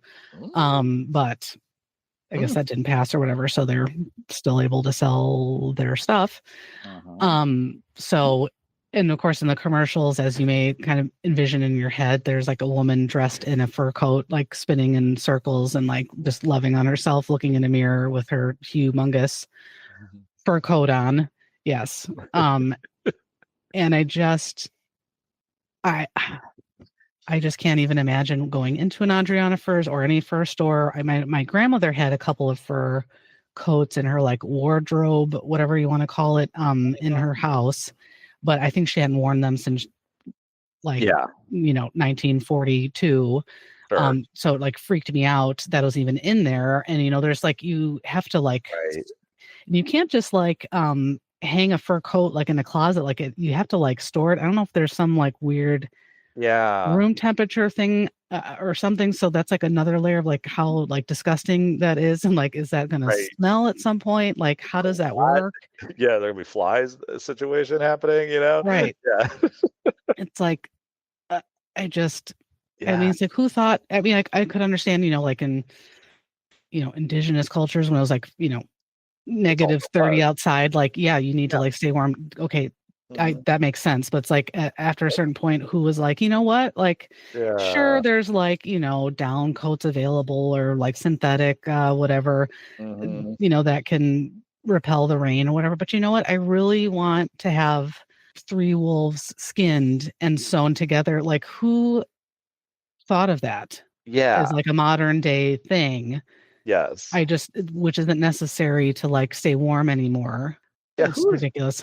buying this now? Like, that's the thing. Like, there must be other like worlds within the world that I just don't traverse into. You know what I mean? Yes. Because I'm like, Yes. where are the fur people? Where are these Right. people buying the fur coats? It's yeah, yeah. Right. Do they like get together, and I was like reading some more like Google reviews and stuff like that, and just like making myself laugh. And this woman was like so mad because she was Mm. going out for like a special occasion and she was storing her fur, which again, don't understand. Like if you have to like store Yeah, your jacket at like another facility, like is that not like a red inefficient. flag of like this is really dumb? Like why am I buying this coat if I can't even keep it Yeah, in my own house? right, So there's a right. lot of people like writing comments about that. Like, I went to go pick up my, coat that's being stored at the like what? Like, does it have Yeah, to be like kept cold so that like it doesn't smell like rotting flesh? Or, like to be what? vacuum sealed somewhere. Yeah, Yeah, like what? There's an off-site place you have to store it at. Like it yeah, can't even be at your house. That strikes me as very inefficient. right, Like I want like my fur coat. I'm going to go to where it is and get in my car. I'm like, what? right. And there's no fur coat stores like I can think of like in the suburbs. So it's like if my stepmom had a fur coat, which she would never in a million years ever have one of those. She's gonna be like even mad that I said that. And Sure. if she was like, I have to go drive like 30 miles to like go get my fur coat that's in storage, I'd be like, what the hell are you talking about? Like, Right. Like what? what? What kind of life are you leading? And why is it Right. so Who different? are you? Yeah. Yes. Like, I'll be back in like 2 hours. I have to go pick up my fur coat. What? Oh my God. So we would just always be, so anyway, my sister and I would just always be like singing the song back and forth to each other, just how ridiculous it was. And then most of the reviews on Google are pretty good for the business.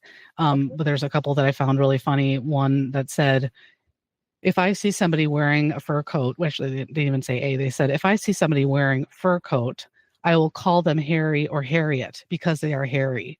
Fur coats are ugly. It's like that's not even about the business specifically. That's like No. your opinion on like fur coats, which like Mhm. that's kind of irrelevant. It doesn't, like I wouldn't go. I don't eat meat, and I would never be caught dead wearing a fur coat. But like I would never go like make some random Right to the Oscar Google Mayer review. website or something. Yeah. Making fun of the fact they sell meat. Yeah. Right. I will call them Harry or Harriet. You gotta wonder, like, what was that? How did that get started? Like the person doing that in the first place, they had to purposefully go there and like type it, right? It's like the Right. review for that store. So like, Right. what led to you doing this, anonymous internet person, and Right. why? So many questions. Right. It wasn't like a forum. Like, what would you do if you saw somebody with a fur coat? It wasn't like, Right. that would at least make like more sense. But it's like Yeah. you like went to find like a very specific one location fur coat store with a wonderful jingle Yes. and wrote that. I mean, come on. You left your spam on there. Yeah, your troll comment on there. Yeah. So weird. And if there was like a t-shirt that had a cartoonish drawing of like Adriana Furs or something, I would seriously buy it. Or like the Empire carpet guy, I would buy that too, which reminds me, I'm gonna like look that up.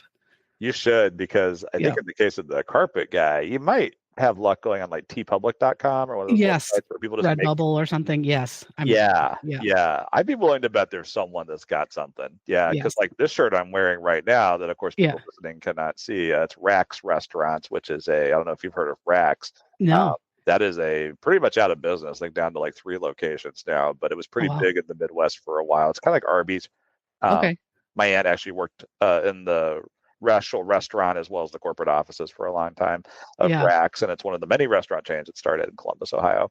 Um, Wow. along with Red Lobster and several others. Bob Evans, I think, is another one. Oh my gosh. White Castle is another one. Oh my God. But White Castle. oh my gosh, yeah. But so But yeah, so the Rax t-shirt came from tpublic.com. So like, I feel like you can find anything, even if it's like an extant brand that hasn't been really a Yes. thing for a long time. So you might be in luck. Yeah, you should try it. Couldn't sleep the other night. I think I was looking up like Ground Round restaurant shirts, like that exists, and a bunch of other like obscure Radio Shack. There's a Radio Shack hat that I have like saved in my favorites on, I don't know if it's like on Etsy or Redbubble or whatever. Long John Silver t-shirt. Maybe there's one out there. Oh man, that's like another layer of like why my wife would be like so mad at me. It's like, so not only do you like talk about this crap all the time, and then you're buying like crap that, you know, like what are you doing? To wrap up, can you tell people where they can find you? Sure. You can find my internet musings as well as information about my books, my children's books, and about me. You can go to my website at www.jasonrlady.com to order my books as well as learn more about me. I am on Facebook as Jason R. Lady Author, as well as Instagram as Jason R. Lady Author. And that is how you can find information about me. All right. Well, thank you so much for joining me once again and for taking this deep dive into commercial jingles and things that make me nauseous. It's been a pleasure as always. Well, we got to get both of those in, you know? Yeah. No, this was a blast. I had fun researching it.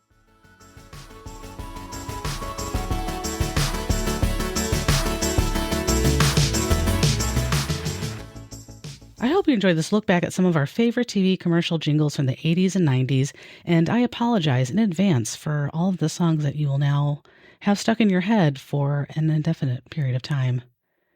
If you want to learn more about this podcast, check out merch, visit my blog, send me a message, and so much more, visit popcultureretrospective.com. Also, don't forget to check out the Q106.5 app, available for both iPhone and Android users. You can listen to 80s and 90s music all day long, as well as check out other fellow retro-inspired podcasts.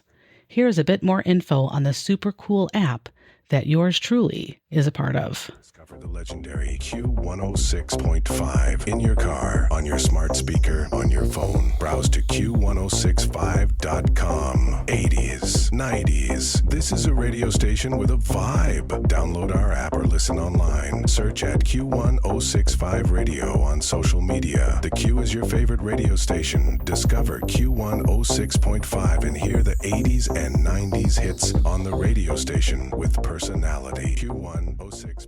I hope you will join me for the next episode of the Pop Culture Retrospective podcast, where we will take yet another look at a fascinating facet of the 80s, 90s, and early 2000s in memory of my sister.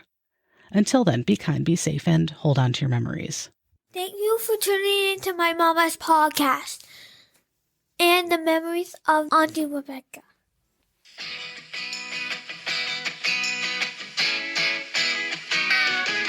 Get your steel shined up, grab a stick of juicy fruit. The taste is gonna move ya. Take a sniff, pull it out. The taste is gonna move you when you pop it in your mouth. Juicy fruit is gonna move ya. Your juice is soft, it gets right to ya. Juicy fruit, the taste, the taste, the taste.